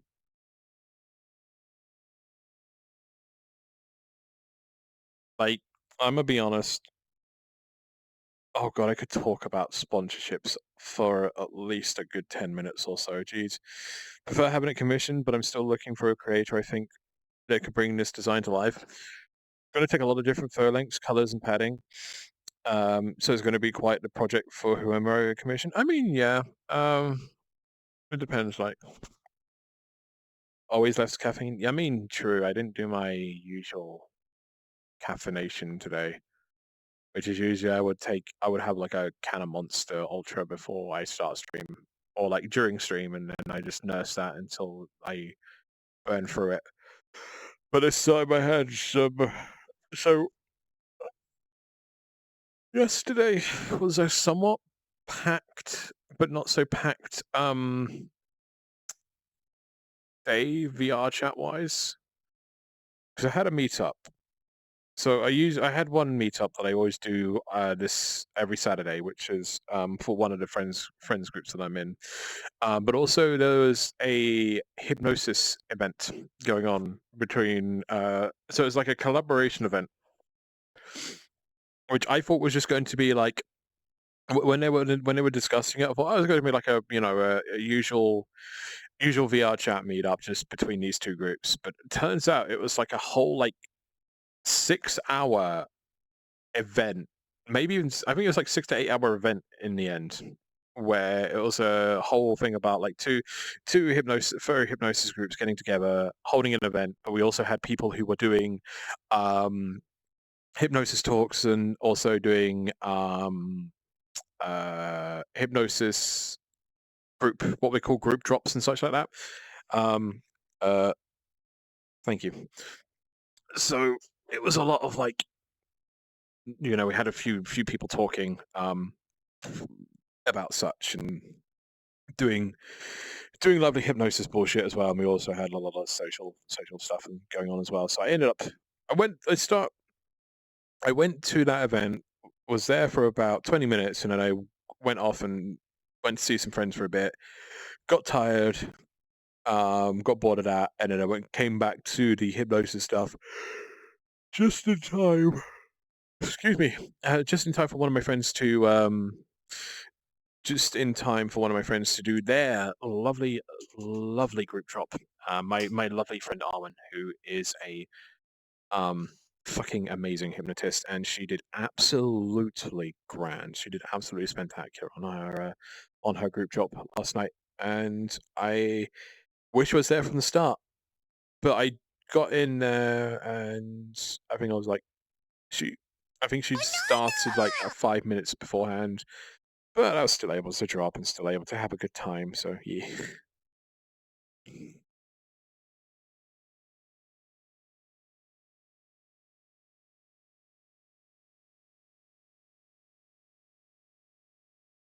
Banana. Banana. Hey, there we go.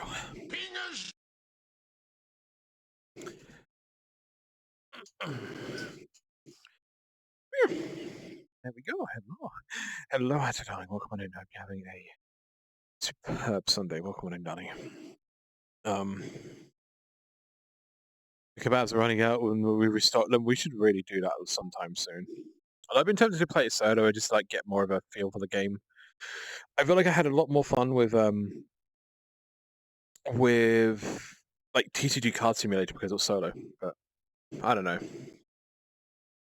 Maybe we should just give it another shot and see how it goes. But yeah, we'll give it a pan. You was gonna like my school when I went for my interview, and I was immediately shown to the card machine. Hell yeah! Also, hello Ranjo and hello Atto, darling. Welcome on in. Hope you both having a superb Sunday. Welcome on in, darlings.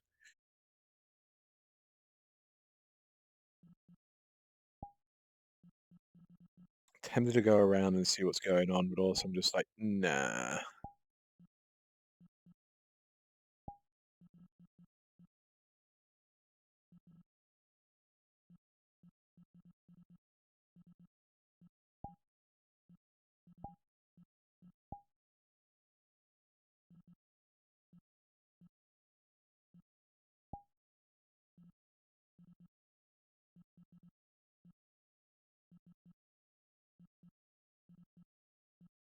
probably check out on how Ronan's doing, but I did watch their stream recently as well. I was lurking their stream like before I started my stream, so yeah. What Cuddle's doing? The No Cuddle Show messaged me about doing a collaboration today, but I was just kind of like, you know, I just kind of want my own time today. But I'm gonna see how she's doing. He's fine. He's doing better now, at least. Anyways, I did see the tweet. I also put in the that tweet about I being in the blast radius of another bombing as well, and yeah, that fucking sucks. Honestly, like their situation is. How are you with farm games? I've never played one. Unless you're talking about like Minecraft, then yeah, I literally am like a farmer when it comes to Minecraft. If Minecraft had more of a in-depth and better fishing system, I would be more of a fisher.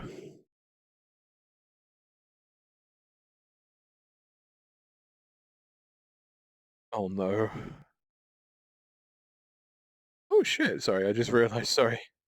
I think one of my friends is oh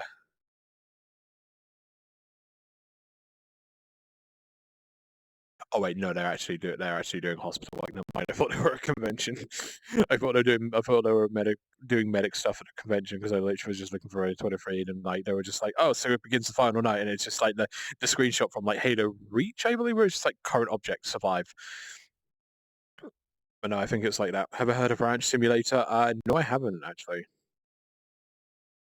But do bear in mind, I'm pretty much skint until like my. Actually, I should probably double check my emails soon as well because I know it's gonna. I'm gonna get a message from Stripe sometime soon and be gonna be like, "Hi, this payment's coming in soon."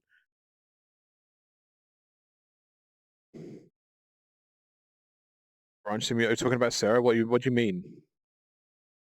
What do you mean, Sarah? What do you mean about Sarah? I should ask.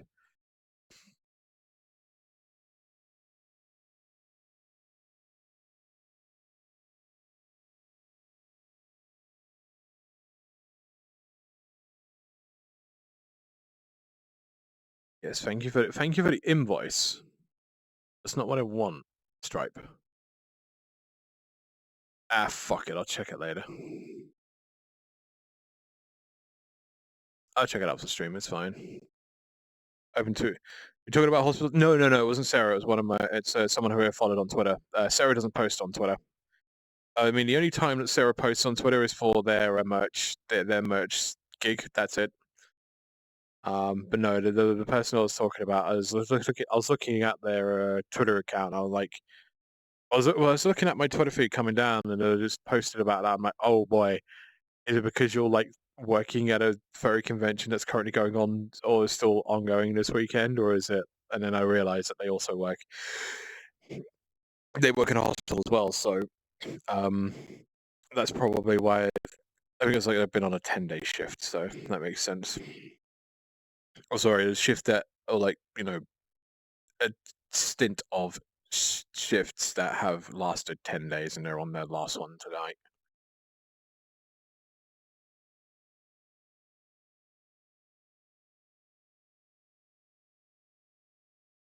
I almost forgot that Sarah worked in the NHS. I keep forgetting that.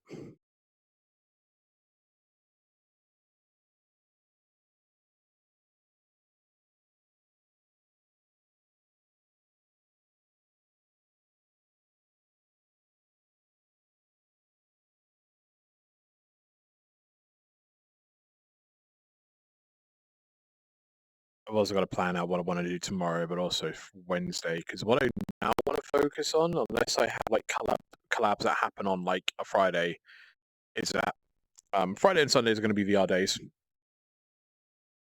I think actually probably the best way to do it. Maybe, I don't know, maybe doing Monday and Friday, or Friday and Sunday as VR days, and then have the other days as gaming days, maybe. I don't know. I think I just have mixed results, whatever the hell I do anyway. So just fucking do what you want, do what you do, Cisco, and just hope that the algorithm boosts you up through Twitch. You know. Gonna go grab my third bottle of cider and then I'll jump into VR because I want to tell you something. Well, I mean, it depends on like whether or not I'm going to be on after this. I might just, depending on what's going on in VR and how I'm feeling, I might actually like jump off after the stream. But I'm also like, what do I want to do? Everyone is playing Terrors of Nowhere because Halloween, but I'm not interested in Terrors at all. I think it's an absolute grind fest of a game world, and for something that's supposed to be more casual, it is way, way more in depth and requires more attention and more than the average VR chat user would actually want to do. Honestly, I better hurry then. Sleepy pun. Very sleepy pun.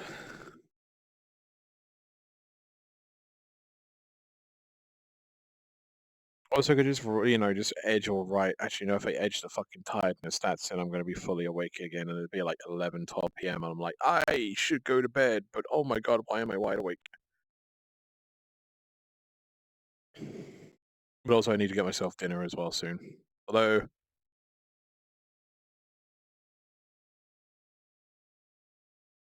again, it depends on what I feel like after finishing the stream. It's like, do for like. Well, actually saying that, the reason I was like super hungry during Friday stream was because I had like nothing. What was it? I had something at 2 p.m. and I thought, it's filling enough. That'll be fine for the rest of the. Until I finished the stream, and like 3 hours later, and I was like, it's 4+ hours. I'm like, oh god, no, I'm fucking hungry.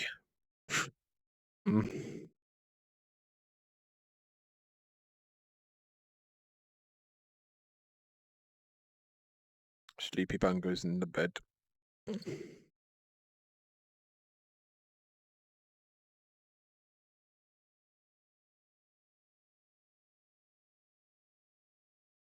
I also should start doing more world exploration streams as well, like actually going around and having a look at what's to offer in VR chat these days.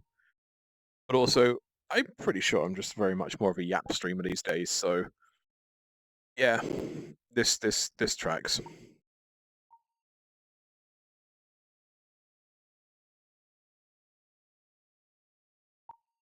Very much just one to yap consistently and constantly, because why the heck not, you know? It's just good. It feels like a little bit of vlogging, but also at the same time like live.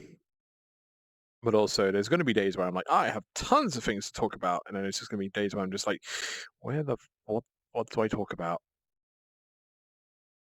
Can I even get away with talking about economics on Twitch? Is people gonna find that interesting?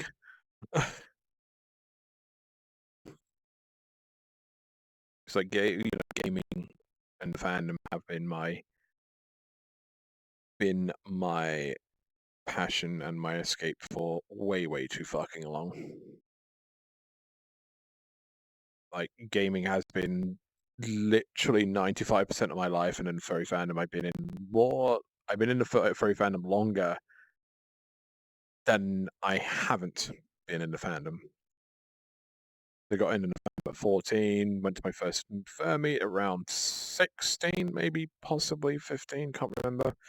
Actually, it might have been 16, saying that, yeah, because I actually respected the age rules when it came to that type of stuff. But also, I was exposed to unfiltered internet access from a young teenage age. So yes, of course, I would be exposed to horrors beyond comprehension or stuff that I didn't understand.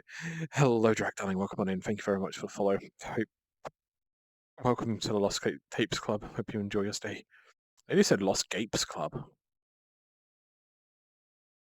That's for another streaming site. But also, it's definitely keeping that energy up during stream as well. Although again, I'm very comfy, I'm very cozy, I'm very low energy unless I get into a subject that I'm very, very passionate about or I know lots of what will I know way, way too much about, you know? Sadly, there doesn't seem to be any meets where I am gonna have to take a day's long drive to go anywhere that does.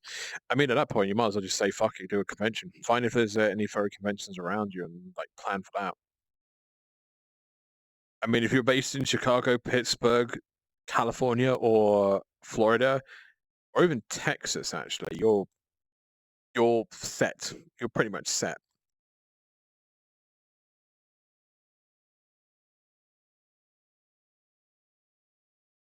Because, like, if you're in California, you've got Further Confusion right at the beginning of the year. That's in San Jose, California. If you're in Pennsylvania, you've got Anthrocon in Pittsburgh. That's like June, July time. For Florida, you've got Megaplex and possibly another one out there as well. That's in August, September time. And if you're in Chicago, boom, you've got MFF, Midwest Fur Fest, which is right near the end of the year. That's like in December this year, I think. And then you've also FWA as well. If you're in Atlanta, you've also got Furry Weekend Atlanta as well. That's in the beginning of May or like beginning to mid-May. There's also one. I think there was one in Texas, and I'm not too sure whether or not it's still going, but I'm pretty sure there's one in Texas as well. Same exact thing. Only convention is Toronto, which is at least a day away driving, or at least. I thought it was going to also correct to atheist.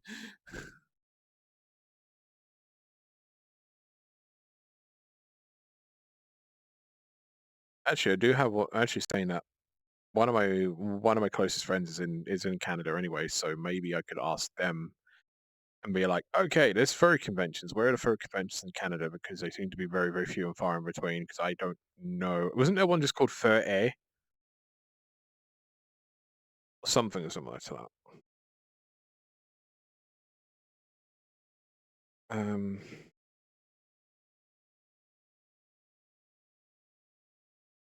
I mean, like in the UK, we're getting kind of like we're getting a few conventions nowadays, which is better than like the mid to late 2000s to like the early 2010s because in the mid 2000s we only had one convention. Well, it was a boat party that then turned into a convention for 1 year and then fucking collapsed, and that was called RBW.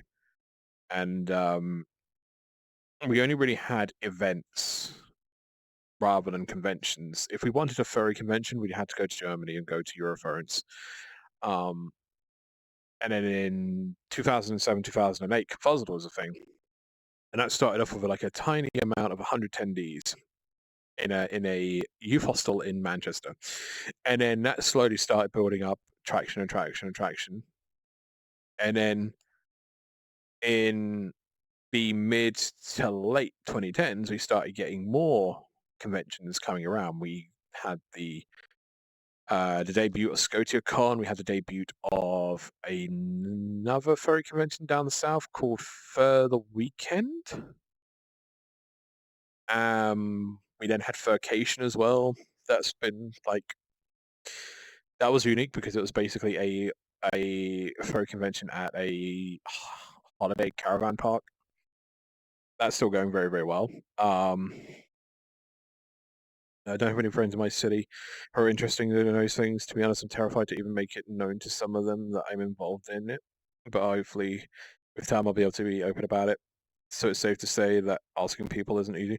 Yeah, that's understandable.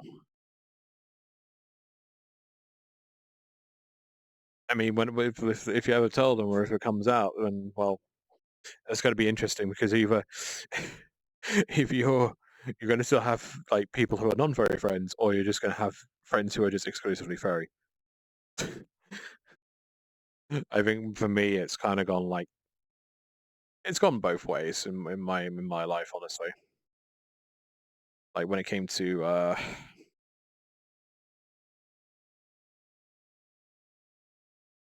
it got easier when I got to college, but when I was like kid doing the GCSEs and such like that. I was very much like a social outcast. And I felt I never really fit in anywhere.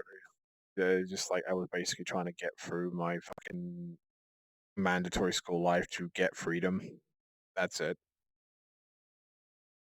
I got bored. I got bored of mandatory school life. It was shit. But like going through conventions and such like that, especially in the UK now, we've got like 4 or 5 established furrycons now. We've got ScourgeCon still alive. We've got Confuzzled still going strong, still alive. We got Furcation that's still alive. That's going very, very well. We've got another one that's had like 2 or 3 years already called Wild North, which is an interesting one because I think it's held in a castle. That one came about 2022, I believe.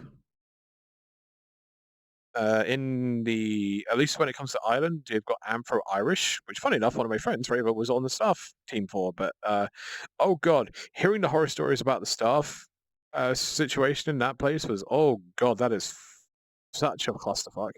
Which I'd expect it to possibly die very, like in the next couple of years or so if they carry on like that.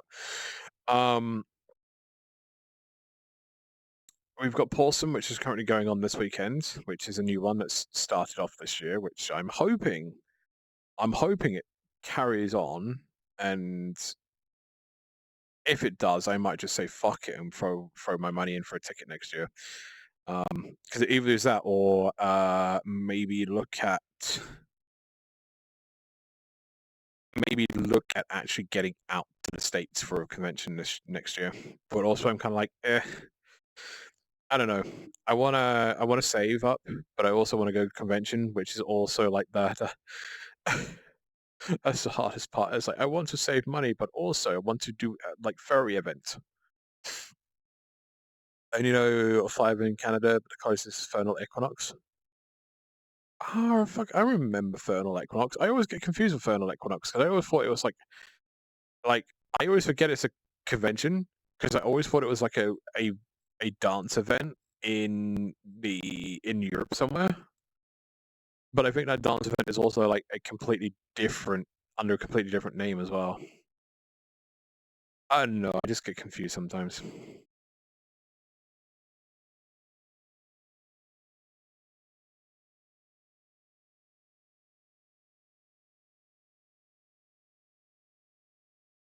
Yeah.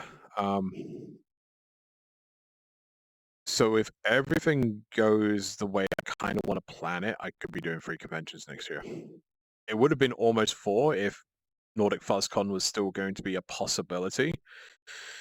But that's kind of fallen through, honestly. That was kind of falling through. So what I'm going to do is, unless I can like poke one or two of my friends and be like, "Hi, is someone doing?" Actually, funny enough, I literally looked at like my Discord and was like looking for my active now, and I'm just like, "Oh wait, that's one of my friends. Hang on." Be like, maybe I should ask in there and be like, "Hi, what's the possibility of Nordic FuzzCon being a thing for me next year?"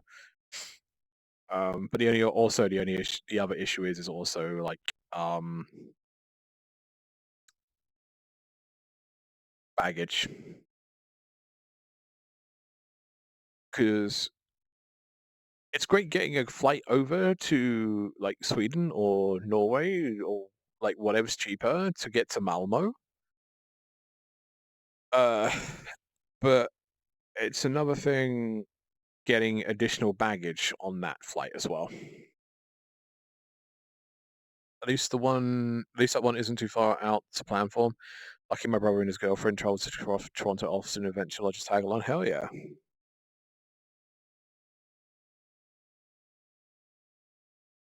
Hell yeah, exactly. And if you need like the time off, or you need to ask your work or your college time off, double check if the furry convention does raise money for charity, because then you have a almost foolproof half truth to say to your employer to get the time off. Because if you say, for example, so okay, let's just go back up and and up right quickly. There we go. Right. Give me one moment. I need that. You want to know the one foolproof way that no one will usually question you about, unless it's like one tiny, tiny question. When it comes to getting time off from your employer for furry conventions, and this is the time we get a little bit pirate software-esque. Tell them. Well, first, double check if that furry convention is also raising money for charity. Because you can tell your employer that you're taking that holiday off for a charity event. And if they have like a charity incentive type thing, you might also get a little bit of a bonus out of it. Maybe, possibly. You might want to check with your employer first. But it also, saying that it's a charity event, one, it's the truth. Technically, it's a little bit of a half-truth. Because you are raising money for that charity. Or you are raising money for an animal charity. But secondly, it also it puts you up a little bit for the priority for getting that holiday a little bit. I mean, most employers will treat like every sort of like holiday request equally. But if you say it's a charity event, they might put it up a little bit of a priority list. So you might, if there's arguments of people being like, well, I need this off because X, Y, and Z, you might be able to sway it a little bit more. But also, it stops all of the awkward questions from you just telling the full truth. Because they're going to try. Your employer might, or your employer, your manager, whatever, your line manager, your supervisor might start asking questions about like furry, like the furry fandom, and there's going to be possibly questions that you may not want to answer. But just say it's like an animal charity event, and just say which charity you're raising money for. You should be completely fine. That's what I did for That's what I did for Confuzzled last year. Was because someone. I didn't check, but one of my other colleagues booked off the week after Confuzzled. And since Confuzzled is basically like a long weekend, although I treat it like a week holiday basically, because I'm a little bit naughty. Sometimes I'll like in the past 2 years, what I usually do is I get a hotel room for the day before the early arrival day, so that I have a little bit of time to chill out, have a little bit of peace and wind down and get my mind into convention mode before like kicking off all into true convention mode. But they were trying to make me compromise with the 2-week holiday that I booked off, which honestly is a fucking shit thing to do. But also, I basically told them it is non-negotiable. This is a charity event that I do every year. And I left it at that. I didn't tell them I'm going to a furry convention. I didn't tell them I'm going to dress up in a giant dog costume. Although, I'll get into that in a moment. I didn't tell them that I'm going to a fucking giant furry convention with other like 3,000 furries in a hotel, like a conference hotel out on the outskirts of Birmingham. I didn't tell them that. I just told them I'm going to a charity event. So the questions and such are like pretty much answered themselves, apart from like maybe the charity. And you can always just say, you can be vague, or you can just tell them the charity name. You can be like, oh, it's for an animal charity. I do this for every year. A bunch of us get together and raise money for charity. Boom, done. It's vague enough to answer all the questions without requiring any more questions. Never thought of that. Definitely something I'll consider. I literally told someone about this like last night as well, because they're like, "Oh, I need to get time off for Confuzzled, but I don't know what to tell them." With regards to what reason, I just said to them, "Just tell them it's a charity event. Tell them it's a charity event." It's like, for example, as well, it's like if you wanted to go to a comic convention, you can tell them it's a comic convention. That's completely fine.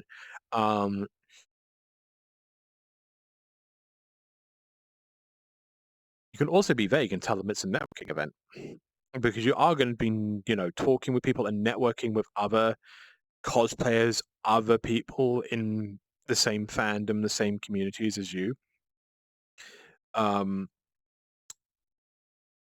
like some other stuff as well.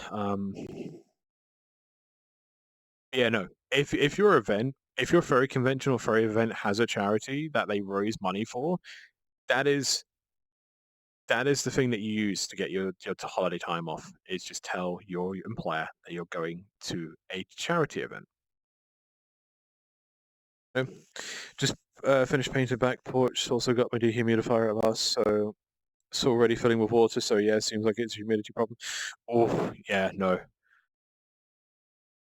I've been tempted. Like once the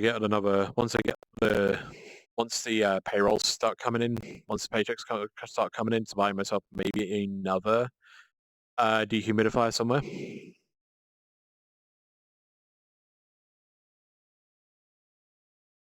Just so I can stick one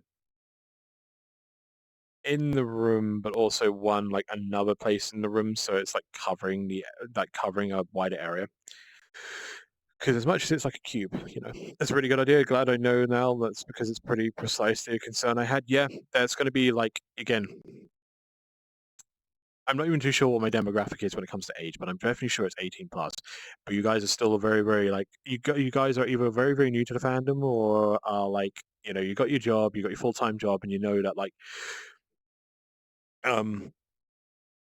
you're getting ready for the 2025 convention season, or at least will be very, very soon. And the talk of holiday will come up. So, and one where the squeaky goodness is kept. Yes, very much so, very much so.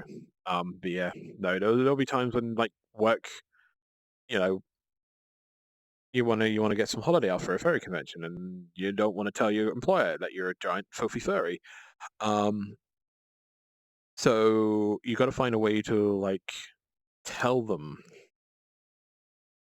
that you're going to an event, but you don't want to reveal to them that you're a giant stinky filthy furry. And that's the best way to do it. Unless you don't care what your employer or your workmates or staff say or care about, you just go with big fucking bravado. It's like, I was at a furry convention. I'm going to a furry convention. I am going to dress up like a giant fucking fat busty dog for a full week. That's why I want that holiday off. And if you deny it, I'll just go anyways. Because I'll be honest as well, like my previous employer, if they were to deny my holiday for the main furry convention that I work for, I would have just called in sick and just gone to it anyways.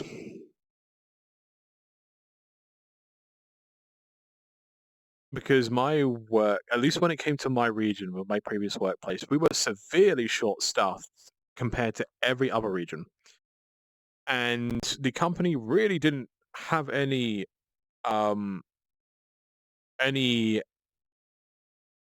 like emphasis or like push to even get us up to the amount of staff that we would require for our region. So it was only when I was like a month or two away after a month or two away before my extended probation was up, they actually got someone new in.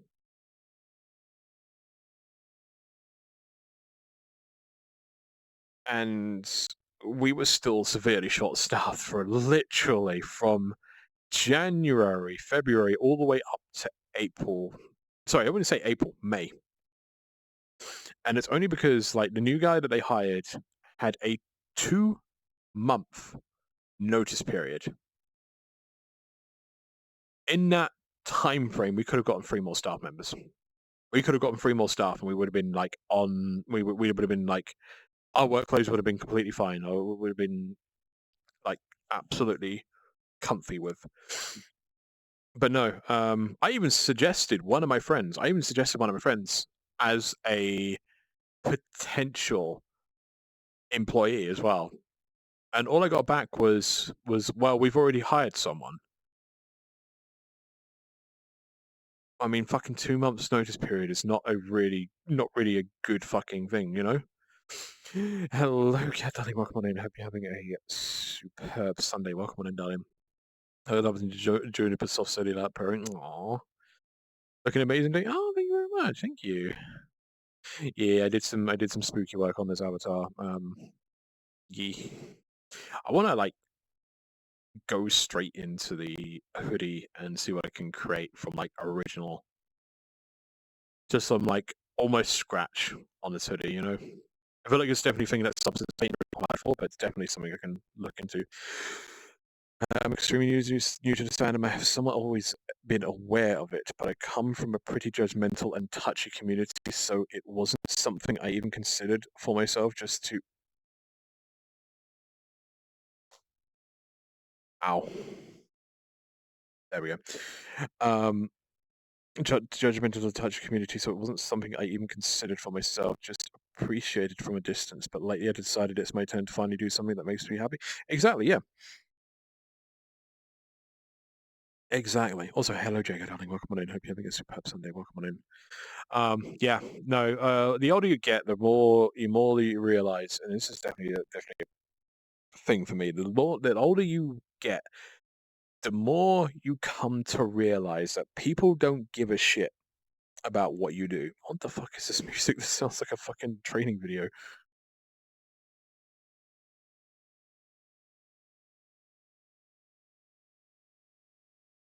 There we go.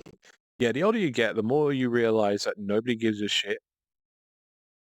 And that's both a good thing and a bad thing. A good thing when it comes, a bad thing because like when it comes to, getting help and support, sometimes it's not the best. But honestly, if you've got, that's when like the good, secure, close knit, comfy friend circle comes into play. Because they will always have your fucking back, and you guys have had my fucking back. When, of course, during this time of unemployment, you've been so supportive. You've been helping me out, and you've been very very generous of helping me out helping me out this hellhole as well until I got employment. But yeah, but also when it comes to that type of stuff as well, it's like it's a positive because nobody gives a shit what you actually what you're getting up to, what you're doing. And some people do, but the ones that you just don't need to give a shit about is the ones that are being very judgmental about it. Those are the people you just don't want to spend your time caring about. Just let them fucking be a little shit, and then what they will usually do is they'll shrivel up and die in a corner somewhere of their own toxicity, and that's perfect because that's one less person you have to worry about being a judgmental prick. Some people will be curious about it, and the best way you can deal with that curiosity is just make it sound like a pretty mundane thing. If you make it sound like a mundane type thing, they'll be like, "Oh, it's okay, it's fine." But if you make more of a big deal about it, or like a show of grandeur, they'll be a little bit more. They'll be like more intrigued, more curious to do their own searching and such like that. But for my type of stuff, when it's like they find out I'm a furry or they want to inquire about it, and just like yeah, it's a thing.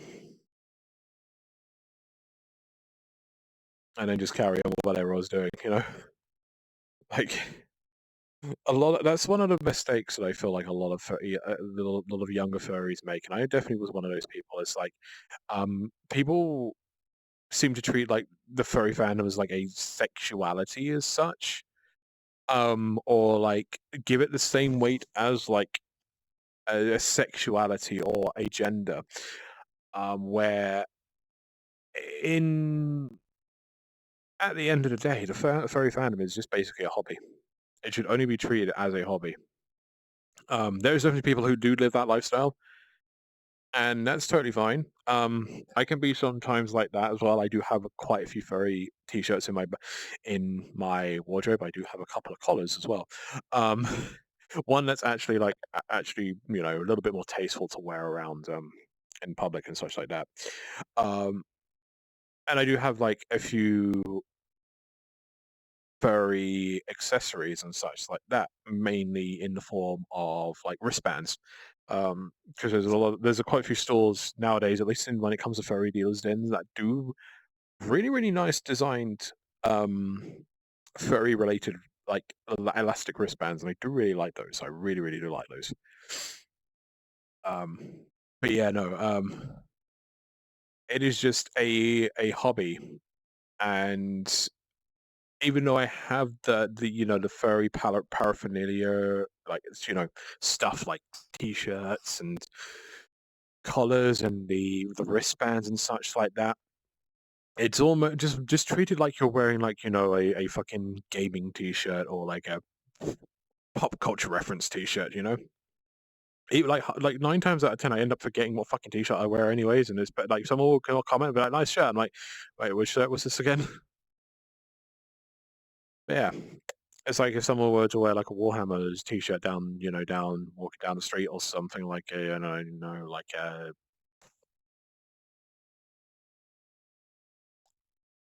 uh Helldivers t-shirt or something like that. It's like, yeah, it's a nod that they are a fan of this.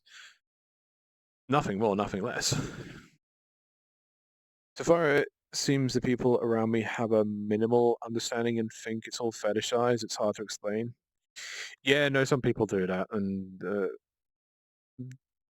sometimes it can be a case of like you can explain to them that you're not into that type of stuff, but some people will always be stuck in that mindset, and honestly, just if they're gonna just be stuck in that mindset, just let them, because they're no matter how much no matter how many conversations you have or how many times you have the same conversation trying to change their mind, it's not going to affect them at all. And it's better to just let them think whatever weird fucking stupid thing that they think of, um, rather than, actually listening to your side or why you're in the fandom in the first place. Because it will backfire. But most likely, it will backfire on them because people think that they're weird because it's like, oh, you know, oh, this thing's a fetish. Oh, blah, blah, blah, blah, blah. It's like, okay, cool. Why are you like so vocal about this? This is fucking weird. It's like the transphobes who are very, very like very, very so ingrained on like looking at people's fucking crotch and deciding whether or not they're male or female that way. It's like, why are you so obsessed with someone's fucking tallywhacker? That's fucking weird. Stop that. Get like some sort of like, get some fucking therapy, bro.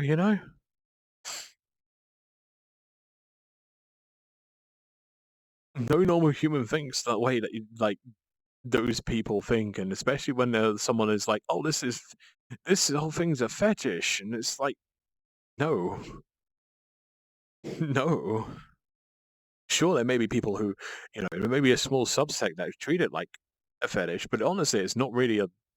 It's a tiny minority to the in when you take into the grand scheme of everything. Focusing on one tiny minute thing because it's sexual and then denying everything in the fandom just because of that one tiny sexual thing is just a very, very, very big oversight.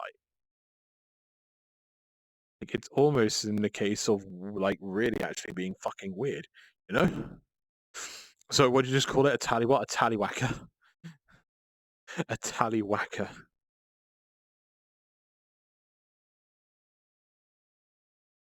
I feel like I need to use an accent for the term, oh god. But no, like, it's weird when people are like, "Oh, this furry thing's a fetish." It's like, okay, yeah, for a small minute for a small minute percentage, yeah. But also at the same time, you're completely just disregarding all of the good work that like furries have done for um animal charities, as well as these the like some of the people who are in the fandom who has also done advancements for science. You've got like um oh, what's her name, Chise or Sailor something. I'll probably have to go through and find her, but you've got the one furry who worked on the coronavirus scene. You've also got Spoticus. And I know a couple of people will already instantly know the name Spoticus because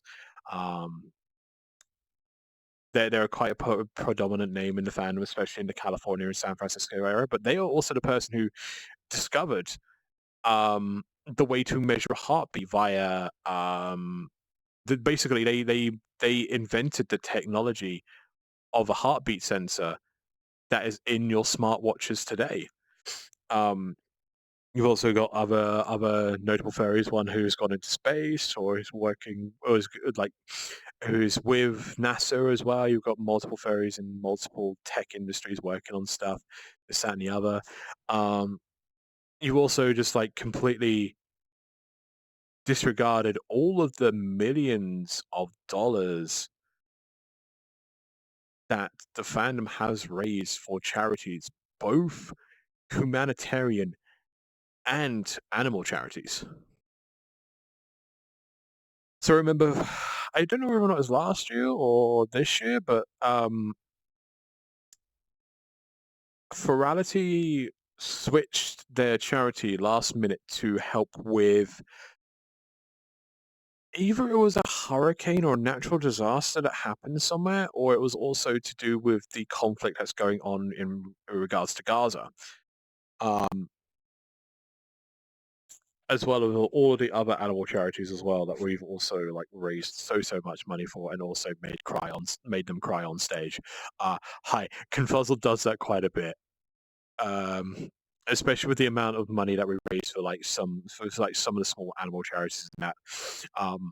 Yeah, being in the closing ceremony and then just being like, okay, how much did we raise so far to this charity? And it's like fucking 30,000, and just seeing the shock and the tears of joy on the charity representatives' faces is just, oh my god, it's so good. Confuzzled, we like making people cry. No, please don't cut that out of context. God damn it, I'll lose my fucking. I'll never get to work with the convention ever again. Jesus. But no. Yeah, it's just weird. 10 out of 10 slogan. If only Eunice was here to vouch for me on that one. Or Axel, or Arwen, or Canis, actually saying Canis as well. So much to it, but if only explaining came easier. Stop trying to explain myself. If someone has a question, oh god, thanks for pushing that one back up the chain. Twitch advertisement timer pop-ups coming up and being like, "Hi, we're going to play an ad." I know I spammed snooze. I ain't gonna be playing it in 15 minutes. I'll be off stream by then. Stop trying to explain myself. If someone has questions, and so be it. But otherwise, it's for me to know and for them to just accept because I like it. And who cares if they don't? Exactly. Yeah. It'd be a dream to work for a convention like that. Honestly, yeah. Like if you wanna get a kick, it was like, for example, if you've gone to a convention or two and you've had a bloody brilliant time, I would suggest volunteering for that convention. That's how I did it with Fuzzled. I had a bloody amazing time from 2012 all the way to 2018. Skipped out 2016 because I didn't have enough money, and that was kind of like a really, really shit time in my life. But yeah, had an amazing time at that convention every year. And then 2018, I think it was like after the closing ceremony finished up, I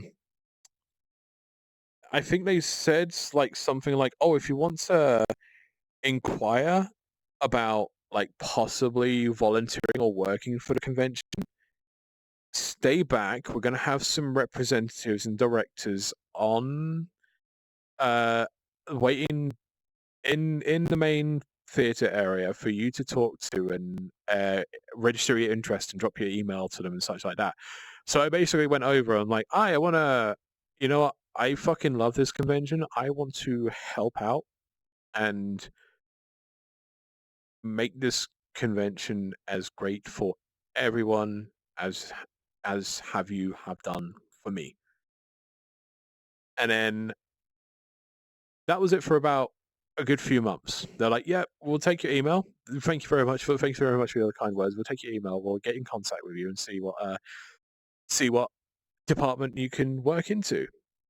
So I think they sent me a email near the end of the year.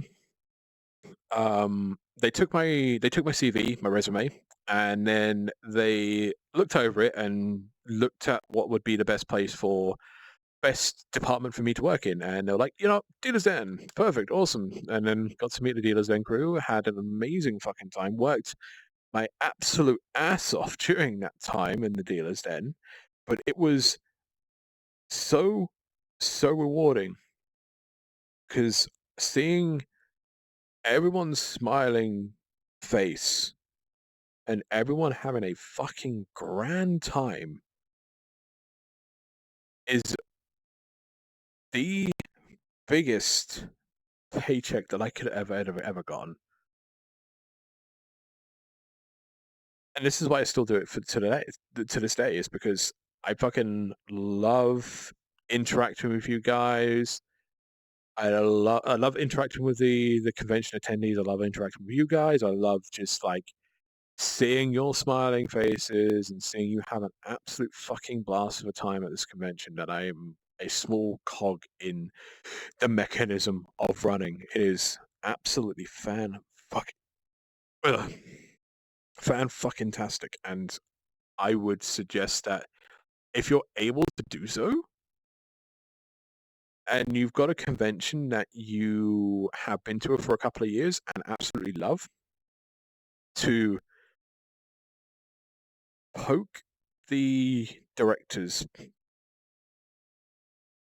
or poke whoever is responsible for dealing with hiring crew, volunteers, staff members, and work the convention.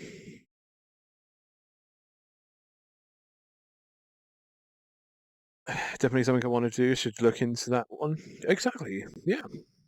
Like, fine. Again, I would say go to, some again. Not every furry convention is built the same, and there's going to be some that are ran different to others. So what I would suggest doing is, if you're like so set on like if you're so set on working or volunteering for a furry convention, then go for it. Totally fine to do so. I would suggest going to that convention as an attendee for a couple of years, seeing how it changes, how it evolves, how everything is kind of like, see what your vibes are and see what the vibes that you're getting from that convention are, and if they are like absolutely fucking perfect, or like way, or if you're really really impressed of how the convention is run, go for it. Drop your interest to the staff there or to con-ops, and then go from there.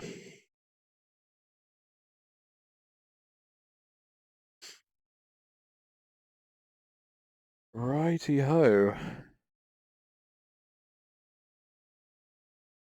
I need to do a couple of things before I go to bed, but I'm also going to hang around and VR chat maybe for a little bit longer, depending on who's around at least. Anyways, that's exactly what I'm looking for. I love doing what I can to help make more an immersive and fun experience when I can. Having out a Comic-Con was a great time. I end up going back there in my suit eventually. Hell yeah. Hell yeah. What are they doing? Just checking if anything's going on in VR. I could just put the headset back on after I go piss and see what's going on. Probably the best way to go about it, isn't it? The bladder is slowly filling up. Who is online?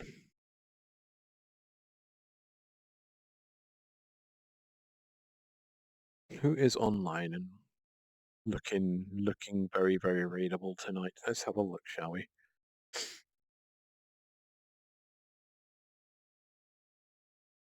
Oh god, I haven't seen Space Gene in fucking ages, but I think they've just finished up Silent Hill 2, so I think they might be finishing. But I'm not too sure if they're doing like a. I'm not too sure if they're doing a. They might have been. They might have just burnt the midnight oil because they're American. So I did see them go live, like almost before I went to bed last night. So they probably just blew through the whole entirety of the Silent Hill 2 remake.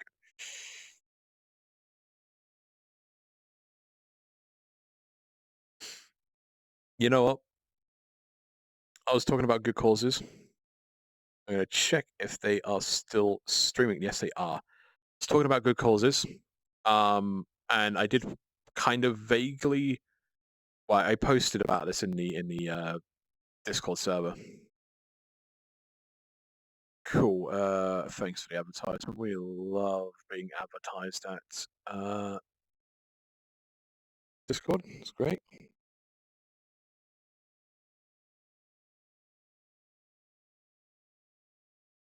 Yeah, I was talking about good causes and such like that. So I did talk about this a little bit, or at least I post through a misheard raidable real bad. Oh boy, yep. But I have a friend who is currently stuck in the Israeli bombings that are happening right now. Who is really needing to get the fuck out there. I posted about this in my Discord server, kind of vaguely with basically just saying, please get them the fuck out of there with their Kofi link in the Twitter in the Twitter link of what was happening with them. So my friend Ronan is currently helping their friend I Lamau out of Israel right now, getting them out of safety, getting them out of where the bombings are happening because they are rather close to those what's happening in Israel right now.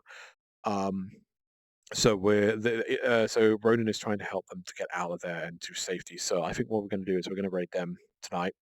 Go from there. So they are taking donations. Yep, they're taking donations via Kofi to get I out of debt and out of the conflict zone and to safety. So I think we're going to go raid them tonight. Now, I'm also going to specify as well. I know that you know that it's like, oh fuck, I've just minimized OBS. Give me one moment. There we go. Cool. I will state this as well. I'm doing this down to the individuals who are being stuck in the conflict, rather than taking sides with regards to the situation, because I know that you guys already know what my stance on that type of stuff is. I'm doing this out of the goodness of my heart and to get the individuals who are close to me, or at least within the VR chat community, out of a shitty fucking situation. So if you're able to donate to help them out of that situation, please feel free to do so. If not, lurk on their stream, and so at least then you can help passively with the advertisement revenue that Ronan will get, and I'm pretty sure that Ronan will push that over to to help them out of the situation, or to help others out of the situation who are within the VR chat community who are also stuck within that conflict as well. So let's go say hi to them. Let's go give them the lovely raid. And I should probably get into a position where I'm actually showing in the camera. There we go. But yes, for those who watch for 5 minutes of the whole stream, I thank you very much. Your continued patronage is always very much appreciated. Thank you to all those who bidded, subbed, and donated throughout the whole stream. Monetary contributions never necessary. Monetary contributions are never necessary, but always very much appreciated. Depending on how tired or how past the prime I am tomorrow. Jesus Christ, there may be a stream tomorrow, there may not be. Best way to tell is follow me on Twitter, join our Discord server. We're very lovely, shiny people on the Discord server. And thank you all to those who rated as well. Thank you very much for entrusting me with the community. I am going to take a well-deserved rest and update you guys on my job tomorrow. So, from myself and all of the Lost Tapes Club, it's good night, sweet dreams, and Bunny loves you very, very much. Have fun with Roman. Have fun with Ronan. Donate if you can. And I will see you all hopefully tomorrow. Good night.